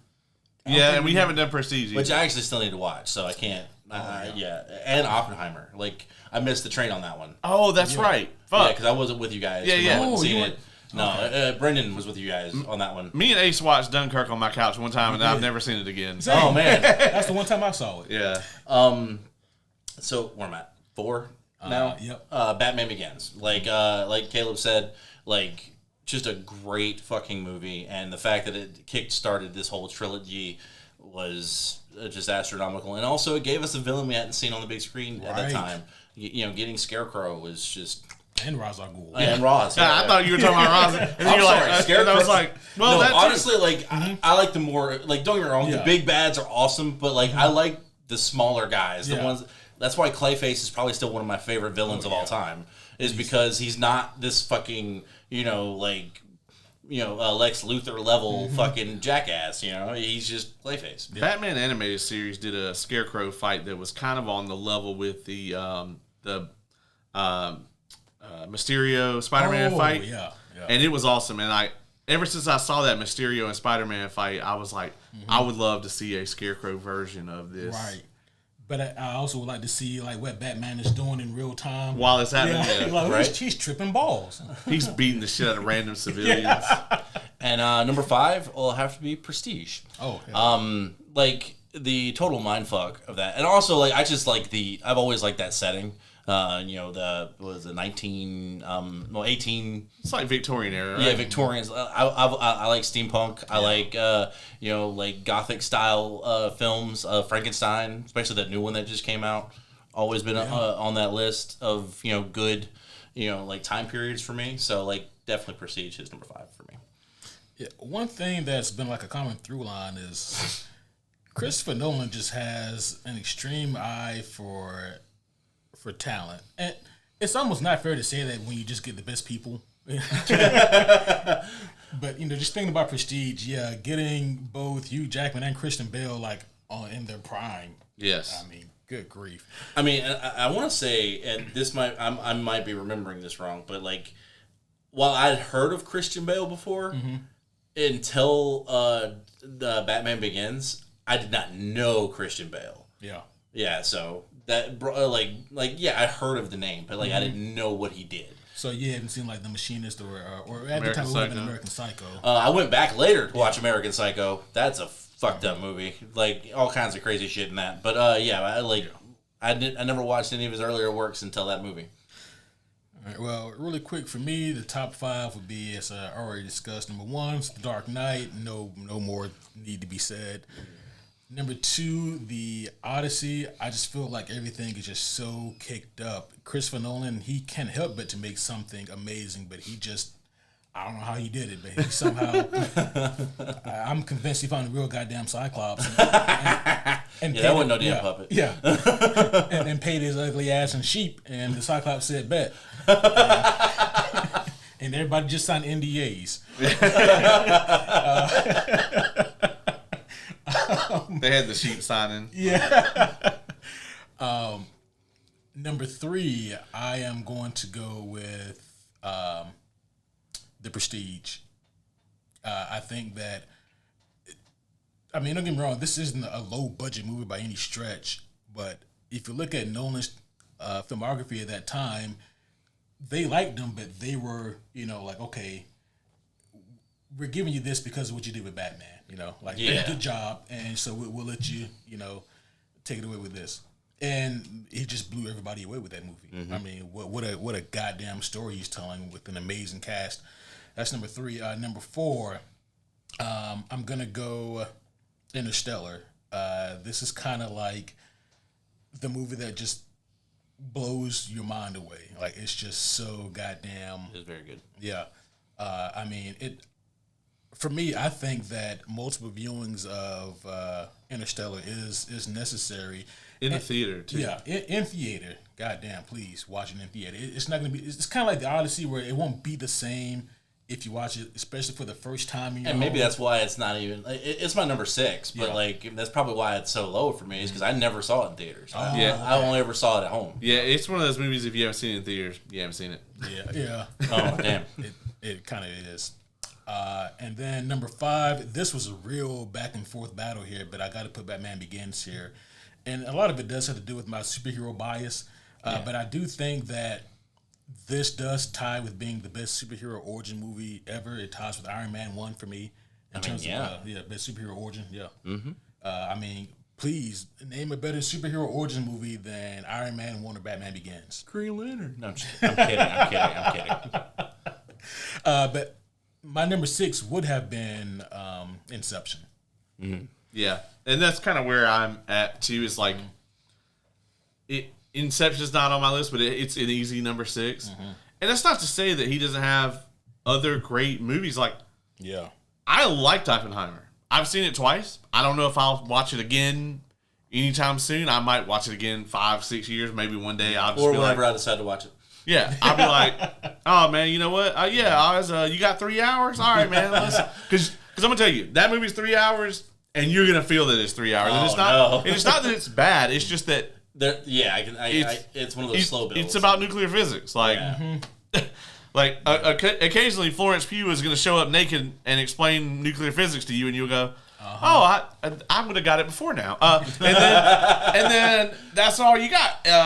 But it's a great movie. It's more of a study, really, I think, than anything. And that is very heavily historically based. Mm-hmm. I don't dislike Dark Knight Rises. It's just not in the category of some of this other stuff. Well, it's the same thing with Alex. Have you seen Tenet? I have not, actually. So, there's a handful of movies that I haven't seen of his. We've seen it multiple times, and we couldn't spoil it for you if we wanted to. Yeah. Really? I'll never forget watching the movie with Kevin, and then we sat down to do the review, and I opened with, all right, homies, as you guys know, the first half is spoiler-free, second half is spoiler-filled, but I'll be honest, I don't think I understand this movie enough to spoil it. Yeah. I've seen it twice, and I can't tell you what happens. I can tell you that John David Washington and Robert Pattinson are fucking awesome in it. Yes. And then that's not really all I got, man. And also, I might have to walk back something. Tenet might have. I think Tenet actually has the best action, fight scene. The fight scenes, yes. That Nolan's ever done. He does the action and fight scenes in that movie are fucking awesome. Right. I will definitely give that a look and see if I can make sense of the chaos. And like, I think that Dunkirk is a great movie. Mm-hmm. I'm just not super interested in what it is. Because parts of Dunkirk are boring. Like, I don't. I like Memento. Oh, honestly, I forgot he even made that movie. Yeah. I remember watching Memento when I was still working at the video store, and I'm like, what is this fucking movie, man? Yeah. And Insomnia, I don't really care for, but I also don't hate it. But it's just not that great, and he didn't even write that. It's actually just I think he got paid to adapt. It's a foreign language film, and, and a studio just paid him because he wasn't a big name yet. Yeah, and he just needed to work, and they paid him to adapt it. I got you. And they were like, "You can get Al Pacino," and he was like, "Cool, okay." And we're actually going to throw in Robin Williams on top of that. Oh shit! Yeah, when the biggest movie you have made is Memento, and then you get to work with Al Pacino and Robin Williams, it's like, fuck yeah, I'll do it. Yeah. Well, I think we've moseyed long enough. Yes. So if you guys are still here, then that means that you are A-okay with spoilers for this old-ass story. Yeah. and once again, really the spoilers for this movie aren't the things that happen. Yeah. It's the way that they're presented. That they're presented and contextualized. You know, early on, like kind of one of the themes that the movie presents to you, and this runs throughout the movie's entire runtime, is that there is no instance really here where the gods kind of show up and do things. It's actually just laid out for you that that's what the characters in the movie assume. Like, Poseidon doesn't show up and go, "Fuck your boat, Odysseus," but like the soldiers are convinced that they've offended Poseidon somehow. Yep. And that's why they end up in all these storms and things like that. And that's like what the people at the time would have tried to explain it away as. Exactly. We have angered the gods. It's no different from today. And I say this like with all due respect to people of various religions, but something happens, whether it be good or bad, and this, it can be interpreted as like a religious experience or, or a lesson to be learned from, the whatever God that you may worship or believe in. And it's the same thing here with the Odyssey. Yeah, and again, it's just all people. Honestly, it's all a coping mechanism of figuring out how to make sense of this crazy ass world that we live in with things that make sense to us. Right.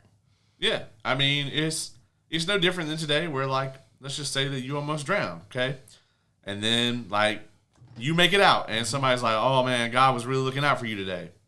Okay, well, someone drowned today. He wasn't looking out for them. Like, what are we doing here? Yeah. And it's the same thing here, where it's just like, all right, well, like they had a very, awful trip home as far as like the way that the ocean was, and Odysseus is like, well, the men are convinced that we've offended Poseidon,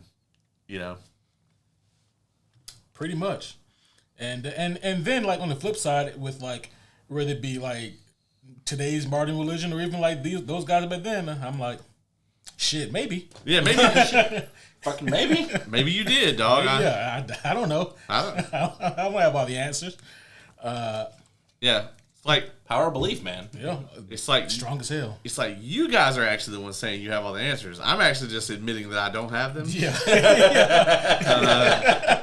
I can't say that you're wrong. I'm just saying that you seem real fucking sure about it. Right. You must have some information that I don't have. Absolutely. Because I'm not sure. And I am saying I might be, and I don't want to test anything out there because I don't know what's in the unknown, but I might be a little bit more inclined to agree with you if I also saw a Cyclops eat my friends. Yeah. I'd be like, Odysseus, dog, I think you did piss him off, actually. I don't know who, but this shit ain't never happened when we was in Ithaca. Yeah. There's actually 0 Cyclops sightings out there where I'm from. So, all right, spoilers, man. It's like you said, Caleb. In terms of like the actual happenings, there really is nothing to spoil that hasn't been around for 3,000 years. Mm-hmm. It's in terms of the interpretation of these things. Like, for example, I've always interpreted the Trojan horse thing to be like this brilliant move of military excellence that was just this good thing for them. Right. I never interpreted it as like, in a similar way, kind of like to Oppenheimer, where like, I build this thing that caused so much destruction. Yeah. Mm-hmm. Yeah. I mean, like it coined the like there's a whole phrase that we use now. It's like it's the like a Trojan horse, that trick that And was I the only one surprised? Or like I ain't seen not one condom. And God damn it! God damn it! Son of a bitch. Well, that's the thing about the brand, right? It's like you got that, so it's safe to go in. Yeah, it's safe to let it on in because you got the truth. Yeah. Well, I don't think they finished the story. Clearly they didn't because by then you're in the motion of the ocean. Because if you continue that metaphor, that's called stealthing, and that's illegal. Well, I mean, sometimes the Trojan breaks open and your Greeks spill out. And they break them walls down. And then you got a whole new problem. That's going to be a great clip later.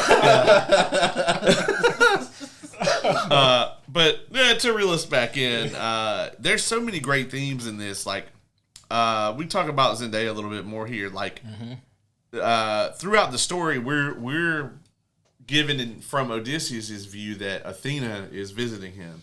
And some of the things that Athena says to him are like really remarkable and kind of go back to the grounded nature of this movie, where he's like, how come the gods don't just speak to us in plain tongues? And she's like, who doesn't understand thunder or pain or joy, you know? Such a powerful line. Yeah. I love that line. Yeah, and it was such a great way to contextualize it, both for it to explain to the audience like the way that Nolan was approaching this, and also to explain to the character like as far as what was happening. So like it just served such a great purpose. And of course we find out later on in the movie that this is not actually Athena anyway. This is literally, you know, PTSD from the war. 100%, like a guilt ghost. To be fair, it could also be interpreted as Athena assuming the form of something that he's very guilty of. Yeah, exactly. Yeah. And she was a priestess at the Athena temple, and when the head of the Athena statue was cut off, at the same time that she was, and so he related those things in his mind, and like that girl, you know, that was what the relationship was in his head. It's like this girl represented them desecrating the temple of Athena in the process of them carrying out this heinous act. It could also be interpreted as well as, you know, Zeus's law is such a big part of the movie, and the whole theory behind Zeus's law is that you should always treat your strangers well, you know, that they should be welcome in your home, and should be a guest. Because you never know who's going to be a god. Yeah, you don't know if they're going to be a god in disguise. And like, sort of, so Odysseus is thinking, oh shit, we killed someone who was actually Athena. Like, that's how he's contextualizing it early on. And it boils down to my point from previous before, is like our minds coming up with ways to explain things we don't understand. Yeah. Or, like I also said, could have just been Athena. Yeah, it could have just been Athena. But and I love that, like, it's interpreted this way though. Yeah. Yes. And that you have like these different ways to view it, and that's what I really love about it, is that you have options. But with that being said, I snigger because it's like, man, this is like the most intense episode of Undercover Boss. If like it's a goddamn god in disguise, like shit. Yeah, right. And I will say too, like the whole idea of like the Trojan War being so central to this, I really loved it because it's the catalyst, right, for all of it. And going into this, I wasn't sure how much of the Trojan War we were even going to see. Like, we see the horse on the beach, and like that's how the movie opens. And I was like, oh shit, you know, are we going to get all of this? Obviously, it's a Nolan movie, so it's not linear. He's definitely known for nonlinear storytelling. But in the actual in the 2004 Troy movie, it's kind of framed like the Trojans were kind of dumb, you know. It's like, those morons, they fell for this shit. Whereas in this, they both show, number one, how awful it would have been to be inside that fucking horse. Which we've never really seen that perspective, have we? No. Because I think the most we've seen for something like that is like from that movie. And it had wheels on it and all this other shit. Yeah. Like, they had to drag this big bitch. Oh, yeah. And like honestly, I love the way he did it there, where it was like, yeah, they built it on the beach, but tides are a thing. And it started making it sink and start like twist, and it was like, oh shit, like the people in the bottom of this fucking horse are gonna fucking drown. Yeah, because they had it packed full, so it wasn't like they could just pull you up. No. That shit would have been absolutely fucking miserable to be in there. Oh god, yeah, because like God knows how long it was gonna take them to actually come get the fucking thing. Yeah, I think they said it was 2 days, right? I think so. It was 2 or 3 days. Yeah. Yeah. If it was me, man, I'd have been like, let's wait a week. Yeah. And then y'all just would have died. Like, yeah. Not a fun time. Not a fun time at all. I just can imagine being in there, quiet, suffering, miserable, and then you're like, man, who farted? And then who shit? Oh yeah, exactly, who shit? And then to be the dude when they drag it in, and like the guy that got stabbed. Yeah. And like they just like quickly like wipe the sword clean, which was brilliant. And cover his mouth. God, that was amazing. Yeah. honestly, I was waiting for that moment. Like, I was actually kind of hoping that would happen. So, the scene I was talking about with Elliot Page was the very opening scene is Elliot Page getting stabbed to death, trying to say this is a gift from Athena. Yep. And they just the Trojans said, fuck you, shot. and yank. Yeah, And like honestly, I felt like that's where it should have happened, but then it happens later, like someone getting stabbed, and like they're like, shut the fuck up. It would suck to be that guy. Oh yeah, for sure. It's like you spent the last 2 days of your life waiting in this fucking thing, and then you got fucking stabbed, and then they just like hold you down and watch you die. Yeah, it really would have sucked if the Trojans just were like, oh well, we'll just burn this as an effigy to Athena. Yeah. they're like, is that horse screaming? Well, in the 04 movie, I think that's actually what they wanted to do, right? That's Hector wanted to burn it, and he was like, "Yep, we should take it to the temple and burn it." Yeah. I mean that would have sucked. Let's talk about some things that maybe the movie either took out or shortened some. So the Cyclops scene, amazing scene in this movie. Oh yeah, but they changed some things for this. Oh yeah, and like I was talking about earlier with the genre switch, this is definitely megalophobia at its fucking finest. I'm sorry, is what? Megalophobia, it's a fear of large things. Like I ain't afraid of my dick. I should tell you something. All right, John Bernthal. Let me tell you something. But like the whole like intro to this fucking thing was amazing, and like also the deformity of it. Like I loved his take on this. Like don't get me wrong, the traditional Cyclops is just a really large giant with a disc-sized eye in the center, relatively. I'm not going to say intelligent, but like has more intelligence than this thing seemed to have. Shoots an optic blast. I mean, he was intelligent enough to herd sheep. That's true. And he actually spoke more in the original poem. Yeah. But like seeing this fucking grotesque monster horror version of a Cyclops was. I always love new takes on already existing things like like vampires, werewolves. I love seeing new things like this being retold by someone else's perspective. So I felt it was great. Yeah, he was smart enough to herd sheep, but not smart enough to cook his meat before he eats it. Well, I mean, they don't give a fuck. Yeah, it's like an apple to them. Yeah. He ain't like the helmets though. He spit them out. Yeah. Yeah. Get caught in your teeth. But of course, like we didn't. Get the famous scene, who did this to me, or right, Odysseus introducing himself as nobody. Nobody, yeah. Mm-hmm. And so that was interesting that Nolan opted to not go that route, but instead it was just more of an idea. Well, honestly, I think that's where that grounded nature comes from. It's because like in mythology, these are fucking monstrous beasts, and while, yes, it does speak a little bit in this movie, it was not presented as a talking creature. And honestly, it makes it more whimsical if it does talk and has a merriment with them because they do share a drink when he tells him what his name is in the original poem.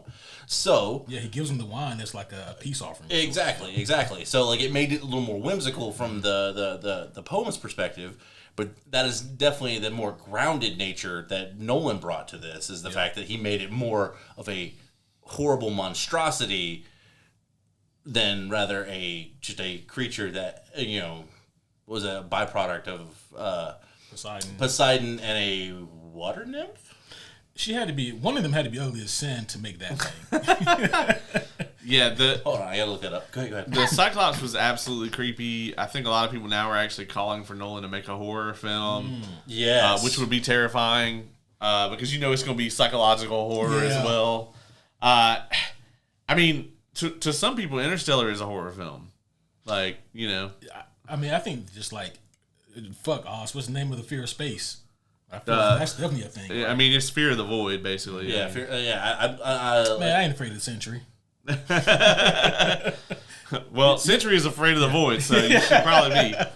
But yeah, I mean, obviously, I think they cut this scene a little short so they could give Cersei more time. Because out of Cersei the wasn't in the original movie. I'm sorry, not the original, but the old school movie, was she? not that I recall. Actually, I think so, but it was done a little differently. I mean, it was very much Willow-like. Yeah, I thought they combined Calypso and Cersei into like. I think they did. It's been forever since I saw that in that movie. Me too. Yeah, I mean, obviously, the first couple of these have a running theme here, where it's like, we get off the boat, we're gonna go. Oh no, let's get back to the boat right now. Yeah. Like honestly, I don't ever want to get off the boat. Like it's just we just get enough wood to make some fishing poles, and we'll fish while we're out here. Right. We'll figure it the fuck out, but we can build a little fire pit on the deck and boil our water. We got this. We don't need that. So, like, what was the second island they went to in the movie? The island of the giant? The giants. The cannibal giants. Yeah. And that's where one of the biggest, I think, differences that one of the changes he made is instead of just making them just giants that, eat people, he added fucking plate mail armor to these fucking things. And which they were honestly, fast, too. Oh, yeah. And, also the forest fought with them. Yeah, like the trees would move and block people in and fucked up. And then the giants would just walk up and just kind of shank him in the cage. Like, what the fuck? Okay. Yeah, they were nuts. They better hope that those giants never leave that island. Yeah. Because if I remember correctly, the poem went that the cannibal the cannibal giants were actually tossing rocks at them through it while they were sailing through the canal, and that's they actually lost most of their ships during that. So I think all but one. And that's what happens here too. Yeah. They basically hack the other two ships to pieces. Yeah.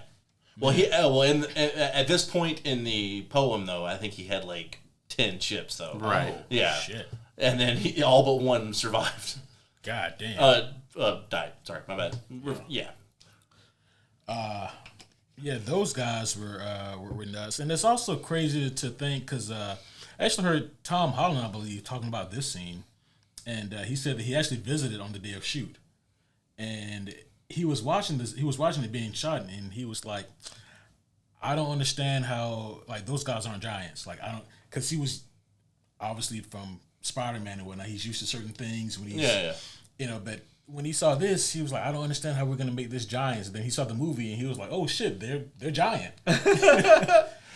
So yes, I'm assuming Nolan used a more practical shooting style, kind of how they did with Gandalf and the Hobbits. Had to have been. Yeah, where just a shot at a correct angle in a certain lens or whatever. Yeah, more than likely. Yeah, they were big and angry. I would have definitely got the fuck away from there too.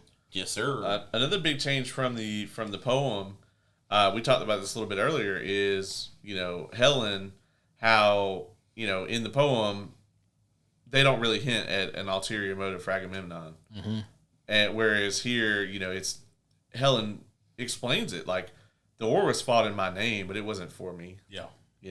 Oh yeah. I mean, and honestly, I made that joke earlier, but ultimately, that's usually why wars start, is because of shit like that. They may say it's this, but there's always the real reason. Yeah. Actually.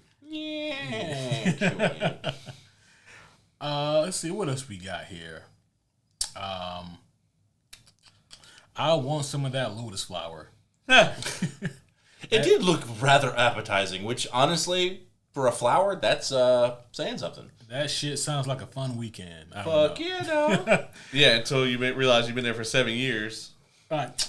Man, I'm late for work. Yeah. I'm really late. Another thing that's kind of changed from the epic too, is that the entire journey is recontextualized as the soldiers' metaphorical journey home. It's really about PTSD and being able to get back to a sense of normal that so many people that go to war find themselves in. Because they really touch on why, yes, Odysseus is trying to get home, but ultimately he doesn't want to. Yeah, he wasn't ready. Yeah, he wasn't ready to. Exactly. And, obviously in a modern sense, you just get on the plane and go home, but are you really, the guy that left is not the one that returned. Yeah. And it's a very powerful thematic message for today's times, where we have such an understanding of like combat PTSD. Yeah, and going into the Hell Island. Yeah. Oh man, like that was one of the most powerful scenes in the movie for me. Like when he actually like he has to confront all these dead soldiers. Most of them are his. Yep. But and of course the scene with Elliot Page's character, I cannot remember. Sinad. Yeah. That was great. Like, and it really added to the tension towards the end of the movie.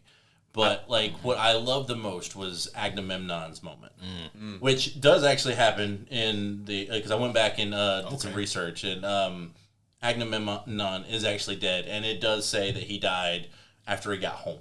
Yeah, and like one of the things that he says is this don't go back expecting fanfare, go back and assess, and I'm like that is very fucking smart, especially for that time period. Like that would like. There's definitely people trying to get your shit. Yeah. Yeah, you're the king. Guess what? Yeah, someone's fighting for it. Yeah. Yeah, because how many suitors were there? A bunch. Fuck. Yeah. Like 40, 50, more than that. I don't know. Yeah. The thing too with that, like, I didn't love the hell scene. I didn't really talk about this in the first half, but like took off a couple points for me. I loved Elliot Page in that scene, but it's the only part of that scene I really liked. I did like the Agamemnon stuff too, but how do you contextualize that into something that's, how do you explain this logically? And that's part of the movie that's not grounded, right? Yeah. And it is supernatural. Yeah. And I actually thought that they should have kicked the presentation of hell up significantly. I don't need somebody to be there with a pitchfork and fire and brimstone and all that shit. But, like, for them to, at minimum, show, like, the river Styx, do a little more with it. Like, honestly, like, what I would have liked to seen, instead of them just washing up on a beach, like, have them go down a channel, and it almost like they're riding the river Styx. Right. That would have been cool for me. Yes. Yeah, it's one of those things, and perhaps, obviously, besides, the Cyclops, which can just be deformed animals and or people shit, like, okay, that's whatever. But like them actually going to hell, like either lean all the way into it or make us question it. Right. And I it did kind of feel kind of a little halfway. Yeah. And I don't know, maybe there's something that like we're all missing, and Nolan is playing some weird 4D chess we're not thinking of. Fair. Or it was something that Nolan maybe didn't have the time or didn't really know how to properly tackle, but knew he had to. Right. Yes. Because those are very pivotal moments for Odysseus. Yeah. So Yeah. I don't envy the actors in that scene though. Oh yeah, no. Because like stunt people. they actually did bury them. Yeah. And like apparently, I saw this interview with Matt Damon, and he was talking about how an inch of dirt is all it took between not being able to move and dying, get up, and just getting up. Jeez. That is insane. Right. Me. That is insane. So all these movies where people are crawling out of a grave, bullshit. Yeah. Yeah. That scene is very pivotal, but at the same time, I do understand and even agree to a point where like it could have been done, I think a little bit differently for it to fit the rest of the themes of the movie. And like you said, if they leaned into it a little bit more, and like we did get that, like them riding the river Styx, I think it would have been cool as fuck to actually almost not go the full Hercules cartoon where there's green glowing things, but like having like almost like Lord of the Rings when they go to the that bog where like you see the faces and they actually come up and then they talk. Yeah, that would have been kind of cool to me. Yes. Yeah, and in terms of of doing it in a way that fits the rest of the movie, whereas it can be interpreted as this is just the way that I'm viewing this thing. I guess the reason why he couldn't do that is how would he have known that Agamemnon died? Like, right. There is no logical way that he would have known Well, I mean, there's clearly supernatural stuff at work in this movie. For sure. I mean, the Cersei stuff. I mean, oh my god, straight up like fucking animal body horror. It was that insane. shit. Oh my god, like Right. seeing her pulling people's faces, like extending them. I'm like, oh my god. Oh. Yeah, I mean, she's using magic. I mean, that fucking thing that came out the cliff. Yeah. Like, that you know? So like, I actually had a hard time remembering that part, like from the original movie and the. That was in there, if I remember correctly. It is, but the creature, the way Nolan did it versus what it's supposed to be, it's more closer to a Hydra. Yeah. Oh, that's right. Yeah, so like that's why I don't think it clicked in my brain of what that was, and it's fucking wild. That's right, because it was a six-headed Hydra, wasn't it? Yeah, it was a six-headed snake creature. But yeah. Well, and you know, if you want to look at it like from a purely grounded sense of like what these people would have encountered, it could have been like a giant squid. Yeah, that's true. That's true. And also Kratos. But it looked more rock to me. Kratos. Well, I mean, like the Hydra. So I mean, like what it would have happened in real life to make them say we came in contact with this monster. You know what I mean? That's fair. Yeah. Because the thing that came out the cliff in the movie was just some crazy ass cliff monster. Yeah, it looked like it was like something straight out of fucking E33. Yeah, yeah, the smoke monster from fucking Lost. You know? jeez, Galactus. Yeah, Fucking the mind flare from Stranger Things. Just yeah, the poop Galactus though. a little bit about that scene though is that they actually had rigs to snatch people off the boat. Yeah, God damn. Like that's like that's so insane to me. Right. Like the that's whirlpool was real too. Yeah, like so yeah, they used jet skis to get a I think it was like 6 jet skis going in a circle to get the semblance of where it should be, and then they used the CGI to like expand it and make it bigger. But yeah, Sheesh. that's so cool to me. It really is. Just crazy dedication to that kind of craft. Yeah, the Cersei stuff, like we mentioned, that's more horror elements in this movie. Yeah, it's super horror, man. Oh my god. I think in the original poem, like they stayed there for like a year.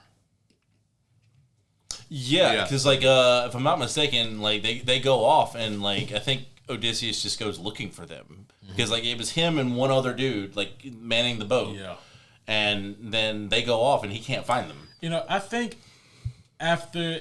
Yeah, you know what? Exactly after the Cyclops incidents, I'm gonna be the guy who always says, "I'll man the boat." Yeah, every time. Yeah, I'll stay at the boat. Yeah, I'll stay right here. Yeah. I'll be waiting on you guys. Yep. Meanwhile, I'm like, they got like 10 hours before I'm dipping. Yeah, before I'm Audi 5000. Let's see. Yeah, so when they go to like Apollo's Island or whatever, and they got the cows, and they're like, "Hey, man, we ain't gonna eat these." Oh cows. yeah, We ain't the eat these sun cows." god's cattle. Like, you pinky promised me that you won't eat these cows.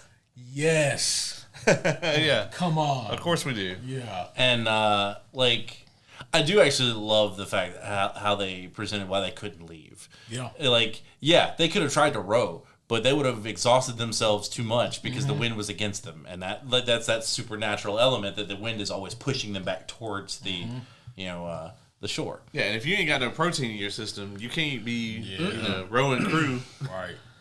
And man, yeah, I ain't gonna lie, like it's like they were being tempted by the gods. You know, like I'm supposed to watch this fine ass cow walk by me every day. Oh yeah, and there was like a whole herd of cows on the fucking beach. Yeah, Right. and you starving. Yeah. Yeah, starving. And you're like, man, we just need one. Yeah. We don't need a bunch of them. We just need one cow. Well, they got one. They did, And then they got. and that was their Yeah, final God. meal. I'll be honest, that way that last storm went looked awful. Ooh, man. Yeah, like the only thing that made me shiver more was the fucking castaway raft that Matt Damon built. Yeah, Yeah. That shit. I'm like, why even have a raft? yeah, Yeah, at that point, just start swimming. yeah. There was no raft. You were literally just laying on a piece of driftwood. Right. It started as driftwood, and then it just fell apart. It was just like old pieces of his ship, basically. Yeah. I probably would have took some of that Lotus flour for the road, but hey. Right? I don't know, man. I don't want to be on that raft and forget where I came from. Yeah, I wouldn't eat it on the raft. Yeah. You want to when you get back home, right? Yeah, you want to give yourself a stranger. And, Yeah. It's like you are somebody. Jesus Christ. Oh man. But yeah, then once he gets back, we get the late third act shenanigans, which were also great. Mm. And this is kind of where we get action Odysseus. Yeah. So I guess we do it. I know we talked about the suitors a little bit, but like we do need to kind of backtrack a little throughout this to like really get behind, get the understanding of Telemachus and Robert Pattinson's character. I can't remember his fucking name. Start with an asshole, something like that. Yeah, asshole. It's like Aegeus or something like that. Something like that. I got it right here. It's actually, yeah, no, they don't have his name in here. Oh, here it is. Antinous. Antinous. Like you get these scenes where and this is where they actually really get the Zeus's law. Like we get a lot more of the understanding of what that means. Yeah. Is when you're at home with Telemachus, Penelope, and all these fucking suitors. Where they're also letting in all these strangers because they don't know if they're gods, so they're gonna treat them like family. But clearly, what was his name again? Antinous. Antinous. Clearly, he don't give a fuck about Zeus's law. Nah. Yep. But he's a little more schemy than his little friend. They proceed to start torturing the blind dude. The other mentor. Yeah. John Leguizamo. Right. Being horrible to that's another thing. Trigger warning for those who have issues with animal cruelty. There is quite a bit of that in this movie. I was sitting right next to Brendan when that dog got yeeted. This shit ain't funny, y'all. I stopped laughing. God damn. But see all right, so there's this scene with John Leguizamo, early, young, when he's talking with Odysseus, a super flashback, and he's looking for dogs. He's looking through the dogs, seeing the runs of the litters and stuff like that. He just tosses one off a fucking cliff. So nonchalantly. Yeah. I honestly didn't know the dog went off a cliff. I thought it just went over somewhere else. Yeah, and then I'm like, wait a minute, that's a cliff side. Yeah. He just... He was like, yeah, we don't need this one. Anyway, it's about to throw the main mutt out, and then this is like, wait, stop. I'm gonna take that dog. Yeah, Eumaeus is his name. Eumaeus. Then we also get that scene of the infamous hunt scene that really pissed me off. And again, Odysseus is known for being a very good archer. Matt Damon is not. Matt Damon is definitely not. And I don't know if Christopher Nolan even knows really the first thing about archery, but the stealth shot that most video games give you was better put together than this. Oh, no. It was dumb. Yes, in video games, crouching down, shooting down like this. But see, here's the thing. My head still turns down the bow. He doesn't do that once. It's this. It's a hip fire with a fucking arrow that you're trying to shoot a fucking boar to kill them. Yeah. For hunting. Not for, just archery contest. Doing trick shots. No. That is a fucking kill that you're trying to get, and this is not going to do it. Which it doesn't. Yeah. The boar gets That's true. It shoots him in the face. Yeah. Somehow. But it still lives and attacks his ankle. Because he's just that good. Odysseus, yes. Matt Damon, no. Yeah. But the messed up part is later in some of the action scenes where you actually see archers, they're actually shooting correctly, and I'm like, where did they go wrong here? Yeah. Again, the only thing I can think of is that they didn't want the actor's face to be covered up or obstructed. Robin Hood. Yeah. Hunger Games, archers that actually you pull it up where they need to go. Jason Bourne uses a gun, dog. He don't know. Yeah. But I ain't never seen him shoot it from the hip either. He probably. Well, the way I only watched The Bourne Identity, so the way the action is shot, you can't tell. Yeah, that's true. They kind of actually made it kind of their style, though. You know, like it just kind of works in those movies. I don't love it, but it just kind of works as opposed to like Taken, where it's like someone punches at Liam Neeson and like there's a cut and he dodges it, and then there's a cut and then he has him in a figure four, and you're like, what? I don't think that the Bourne action is much better. I'm like, y'all might as well not even had a fight scene here. Like, we could just like fast forward to after the fight. You're like, man, that was rough. And then there was a better fight scene in the Universal show that we went and seen. Yo, that Universal show is amazing. It is fucking dope. That's what I hear. Yeah, like that is like the best live stunt show I've ever seen. Oh hell yeah. Yeah. Yeah. So we get to the scene where Odysseus, he's reunited with this kid, and he was like, man, damn, that line at the gas station was long as hell. Well, actually, he doesn't reveal that he's I know. his dad just yet, but at the same time, Yeah, he's like, man, I went for milk and cigarettes, man. Shit, that line was crazy. My bad, dog. Yeah, how you been? My bad, dog. How you been with, man? You can get some of that. How your mama doing? She mad? She mad. She mad. They I mean they're not gonna Antinous and co are not gonna let Telemachus return home, because obviously like either it's gonna get confirmed that Odysseus is dead and he's gonna become the king automatically, or they're actually gonna get what they want and get to marry Penelope, and then he's gonna be a threat to their heir. Penelope, a crafty bitch though. Yeah.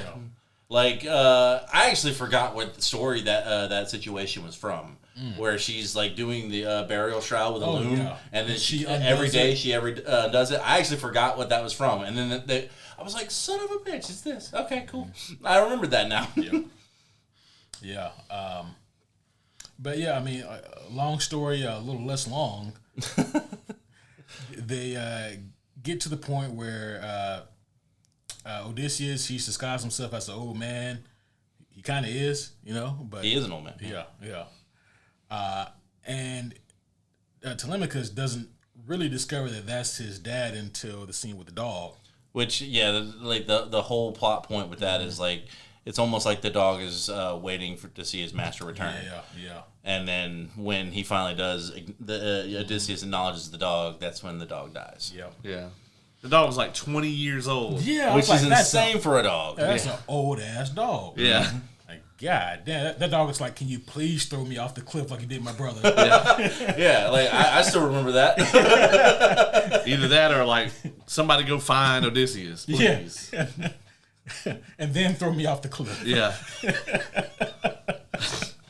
Oh shit. Yeah, I did not know that stuff was going to be in the movie, man, and like I was like, oh yeah, I'm not going to look at Brendan.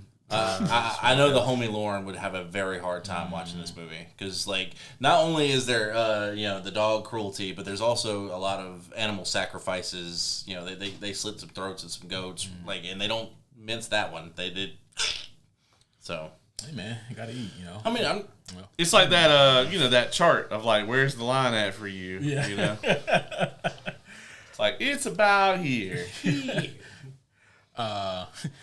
I see it's about here, and the line is like right next to a picture of me. Like, yeah, so they do come up with a really intricate plan here, because they know that it has to be done in a certain way in order to get rid of these suitors in a way that is okay with Zeus's law, and also a way that the good guys live. Yeah. So they do come up with this plan, and it, for the most part, works pretty well. So, long story short, Penelope she sets up the whole station thing where you get to attempt to string Odysseus' bow, and then shoot it through the axis to hit the target. Forget the second step; nobody can complete the first step. Exactly. Yeah. So there's actually a trick. So I've strung mini bows. I mainly use English longbows. So I'm used to, you actually step through and then use your elbow, lean into it. There's actually a step. I understand that's movie magic, that they needed people to be ignorant on that. But even Matt Damon didn't do it right. And it kind of bugged me. And it's supposed to be his bow. Yeah. But actuality, so the whole story about this is actually... The reason why no one can do it is because it's very waxed. Very waxed. So it's very hard for it to actually bend. Mm-hmm. But it's always been a parlor trick for him to let people try. Yeah. And what that's actually doing is the heat from people's hands is actually heating up that wax. Mm-hmm. So it actually makes it a little more malleable. And so by the time it gets back to him, he can do it. Interesting. Yeah, which I about flipped my shit when what is I can't remember his name. The dude Robert Pattinson's little bitch boy. I call him Dr. Dre. He played Dr. Dre in Straight Outta Compton. Okay, yeah. So Dr. Dre, he mentions, why don't you heat it up first? And I'm like, yeah. I knew immediately. I was like, that would work. Don't do that. Fucking that kid they sent to assassinate him or whatever. Mm-hmm. That motherfucker's in The Last Kingdom too, and he's also a bitch in that. Neither of you have seen that show, have you? No. So good. No, I actually watched most of the first season, I think. Oh, okay. No, it's a great show. The first season they didn't have any money. They go to like the capital of like supposed to be like London or whatever, and there's like 4 houses there. Ooh. They didn't have any money in that first season. Sheesh. Netflix was like, we'll give you $40 and some jawbreakers. Like, what kind of jawbreakers? Yeah. It's got to be the right kind. Yeah. But so this actual trick shot I've actually done before. Oh. Yeah. Well, I mean, not this exact one, but like it was a mock version of it where we actually put up foam rings that are supposed to kind of like create that X. It's actually not that difficult once you have a bow. If you know how to shoot at least a little bit. Yeah.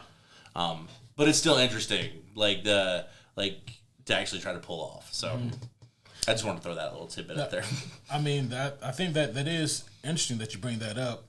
And it's like I said in the spoiler-free section, like this type of thing has never really been Nolan's strong suit. Yeah. In so much that I don't think he cares that much about these type of things. Mm-hmm. I mean, I always point out how in The Dark Knight Rises, there's henchmen that just fall over. Like, Batman's not even touching them. And, and it's like, oh, all right. He's trying to tell the story, not have a fight scene. Yeah. And I understand that. And for the most part, I respect most of it. Mm-hmm. It's the Talia al Ghul death scene. He was like, that's a wrap. We got it. And everybody was like, we need to just go on the record and saying that is the worst scene that Nolan's ever shot. Yeah, 100%. Yeah. That's pretty bad. Yeah, that is the worst scene that Nolan has ever shot, 100%. By a long shot. That had to have been I don't know, the Robin reveal is pretty bad, too. No. It don't hold anything to that shit. I'm not saying it's worse than the Talia death, but I'm just saying it's pretty bad. That script isn't great. This is like whoever shot that shit, like the studio closes at 5, they got that take at 4:59. Like, all right, it was like, it's a wrap. We got it. That's it, guys. We done. We'll come back on Monday and get another take, and then like they just wrapped filming. All right. So we never went back and did that. It's fine. It'll be fine. I'm sure whatever we got wasn't that bad. It's like, oh no. I have seen middle school plays with better death scenes. But This whole like scene here at the end is so powerful. I enjoyed the fight, but once again, like the like what is actually happening, the thematic nature of what all of it means is what really hooks you and really gets you on this movie. I actually have his speech from the third act. I'm not going to read the whole thing here, but when he talks to Penelope at the end and he has this big kind of, it's not a monologue because it's a back and forth, but where he talks about the true nature of everything, where he knew that night in Troy that they had done something horrible.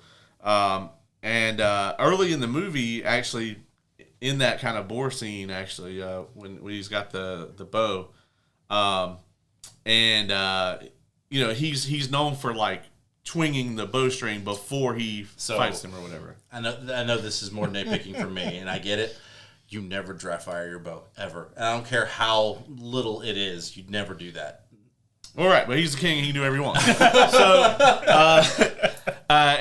So somebody actually says to him, it's like, well, you're not, he's like, well, I want it to be a fair fight. He's like, you're not fighting it, you're hunting him. And he says, well, fighting is like hunting. And this comes full circle at the end. In the speech, he says, we left them a gift, an offering of peace that they took into their home. We violated all that's ever sacred between people. It turned a fight into a hunt. And that is where you get finally from Odysseus's perspective of what has happened here. It's not that he angered the gods like his men thought. It's not that he broke some quote unquote like Zeus's law. Is that he broke the covenant between human beings. Mm-hmm. And I think that's it turned people from being people to animals. Yeah. And it's so important, I think, for today's society, like how divided and like fractured human beings are these days. Not just here in America, but like really anywhere in the world, but especially here. And he talks about like that's what we did. It's like we broke that sacred bond between people. Mm. Yep. Yeah, it's the whole idea of being conditioned to view the enemy as less than human. Yeah. And I mean, and we see that in full effect here in these Troy scenes. Yes. And it happens all the time here, like you just said, Caleb, with people in this country or any countries all over the world who go to war with each other. They get propagandized into viewing the enemy as subhuman. Therefore, they're the enemy. They're the monsters. We go slay the monsters. Yeah, their lives don't count like ours do. Mm-hmm. Yeah. And throughout the movie, there's this whole running theme of the people from the sea being this big threat that everybody's talking about, and it turns out that like that's what the Greeks were here. Yep. Is it spread throughout the natural world of hey, like these fucking guys came from the sea. Troy was minding their own business. They left this peace offering, and then they ransacked the place to the ground. Yeah, and it was also just like the first island they actually hit on their voyage home, where they stop for supplies. They didn't stop. They just fucking killed. Well, they tried to preface it, right? Because they said, well, okay, we'll stop and get supplies. And they said, well, what if they don't want to give us supplies? Well, we'll only take what we need. Yeah. And then they were like, how come you abandoned your village rather than trade with us? And they were like, oh, well, we heard about all these people from the sea. And they're like, well, we're Greeks. Yeah, that's not us. That's not us. We're Greeks. Mm-hmm. It's like, you don't think that the rumor of what you guys did is going to spread faster than your ships can sail? And again, it just went over their heads, man. Yeah. Incredible stuff. I guess to wrap this thing up here, what do you guys want to see Nolan do next? I know we talked about horror earlier, and I think it needs to be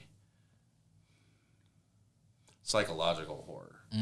Like it does not need to be supernatural horror. Not saying he couldn't do that. Yeah, but I definitely think that a slasher flick wouldn't be his style. No, I think it would be just something more like mindfucky, scary.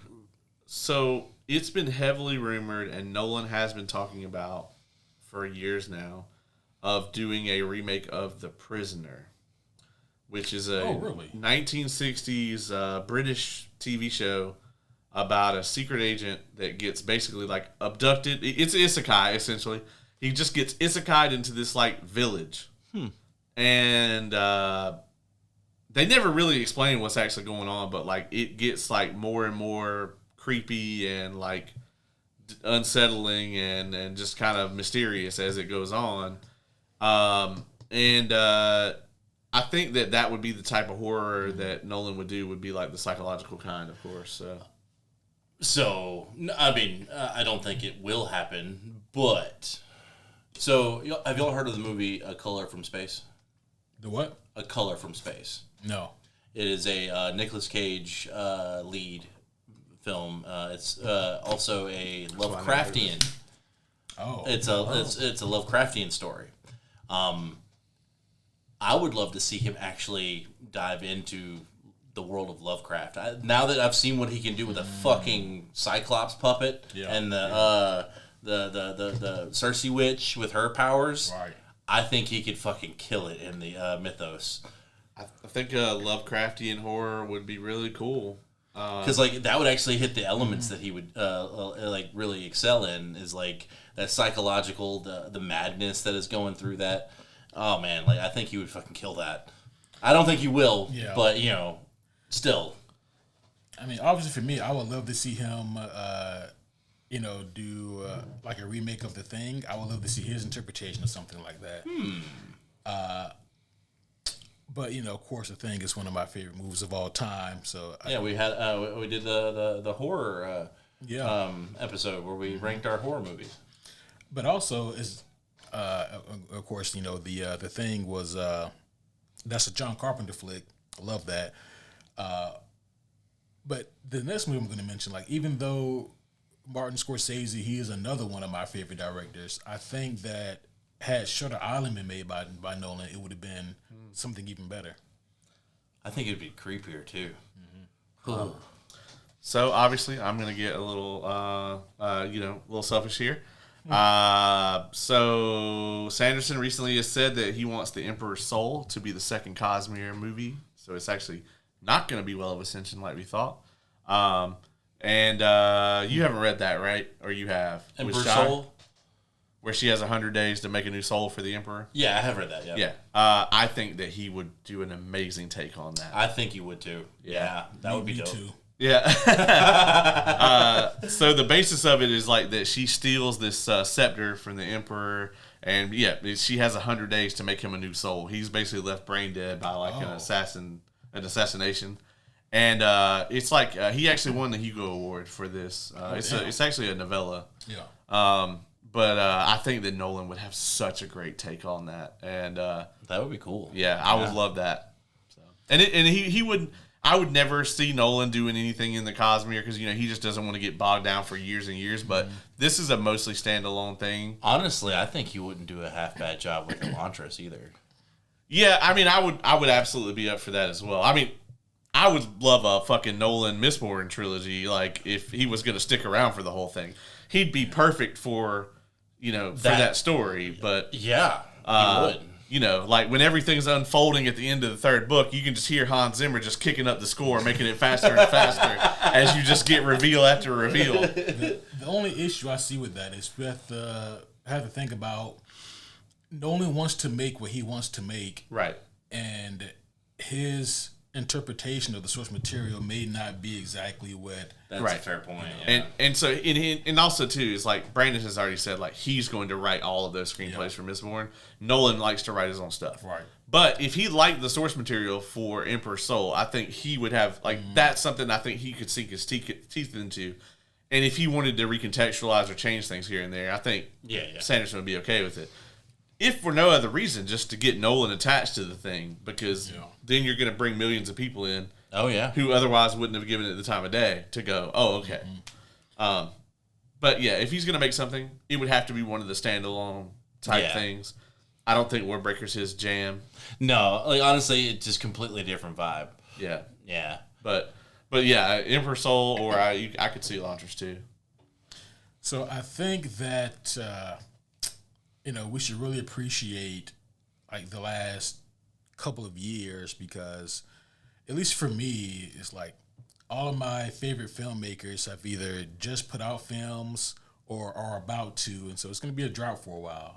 Like Ryan Coogler made Sinners last year. That for me was by and far the best movie of 2025. Like I said, I don't think anything for me is going to top Odyssey this year. Yeah. And then we have Denis Villeneuve coming out with Dune 3 later on this year, another one of my favorite filmmakers. And then, of course, the Russos are busy right now with the Avengers, both Doomsday and Secret Wars. But then it's like, man, after that, I really don't know what filmmakers because those are like the filmmakers for me where it's like, I don't really care what you're doing, I want to see it. Right. Yeah. Outside of those 4 or 5, if you count both Russos, of course, I don't really know what the filmmakers there are that are like that for me. Shit. Ridley Scott. I mean, yeah. But he has made a couple sinkers. Yeah. Didn't he make that fucking Gods of Egypt bullshit? Was that really? Oh, that couldn't have been Ridley Scott. I hope not. I refuse to put that on him. Oh, I gotta look. But go ahead. Proceed. Yeah. It's like you're either gonna get the Ridley Scott that made like Alien or Gladiator, or you're gonna get trash Ridley Scott. Like, unfortunately, there is no in between. Like, he's like the Frank Miller of filmmaking. You're either gonna get like just some pristine, well-made stuff, or you're gonna get like The Dark Knight Returns or Dark Knight Strikes Again. The dude that made that awful ass movie, it was actually Alex Proyas who did The Crow, the original Crow. Oh wow! Yeah. Really? So made what? This movie that came out in 2016 called Gods of Egypt. There's Okay. nothing but white people in it. Oh, is that the one with Jamie Lannister? Yes. Yeah. Oh, okay. Yes. Yeah. I remember seeing that. I was like, "That's a white British guy." I'm not watching that movie. And even if you were to overlook that, it's just a bad movie too. Like, Yeah, that was rough. I would be cool if he made a sequel to Tenet that explained what happened in the first one. No, he's just gonna make it more confusing. So, Yeah. so he created the original Crow. Yeah, the same director directed the Crow, the original Crow. Huh. Oh, which, by the way, this is completely off subject. We're talking about Crow now. So I know for a fact that Skarsgård can fight because literally a year before the Crow came out, he did a movie called Boy versus the World. It's a low budget. Well, not really low budget, but it's definitely not like a mainstream film. But he kicks fucking ass in that movie. It's a really shallow storyline, and it's post-apocalyptic style. But he can kick ass in that. So I have no idea why the fuck they did not utilize that for The Crow. Well, because that whole movie was bad. Like, Bill Yes. Skarsgård is a fantastic actor, but you can't really tell by that movie. Yeah, that's true. No. Yeah, he's the lesser Skarsgård. I still think I don't know about all that, but Well, we can all agree that Stellan is the GOAT. Like, the dad is the best of the best. yeah. No, fuck off. Yeah. Honestly, if we hadn't just got the amazing Chernobyl show, a Nolan take on that would be dope as hell. But I think it'd be way too confusing. I love Nolan, but he loves to get lost in the sauce sometimes. and he just made a nuclear explosion movie, so like, no, you can't do this. Yeah, you can't do it. Yeah. I think we're about ready to wrap this thing up. Yeah, we're getting close to nearing the runtime of the film. We are. Yeah. And that's usually when we try to mosey on up out of here. Which is impressive that we didn't cross it. Normally with our movie reviews, we cross that threshold. Well, this movie was long as fuck. Yeah. All right, homies. Well, that's going to be all for this one. Hopefully you guys have enjoyed this review half as much as we enjoyed viewing the movie and making this review ourselves. But that's going to be all for this one. Of course, as always, if you guys have any kind of question, comments, gifts, threats, food, supplies, then you can hit us up at superherohomies@gmail.com or any of our social media outlets. We are always active, live, and listening. That's going to be all for now, though, but we will be back again in just a few days with our review of the first half of House of the Dragon, Season 3. Yeah. I almost just trauma deleted Season 2. It wasn't that bad. But yeah, so, and then also we have Caleb's pick for the throwback coming up sometime in the near future. Another Matt Damon movie. Another goddamn Matt Damon movie. He actually doesn't miss that one. He doesn't get lost anywhere in this one. That's true. At least not physically. Yeah. And then, of course, we have Spider-Man Brand New Day right around the corner. So, Yes. That's dope. Yes. So we have some fun things lined up for you guys. But we'll see you then. But until next time, my name is Superhero Homie Q. I'm Superhero Homie Caleb. And I'm Superhero Homie Oz.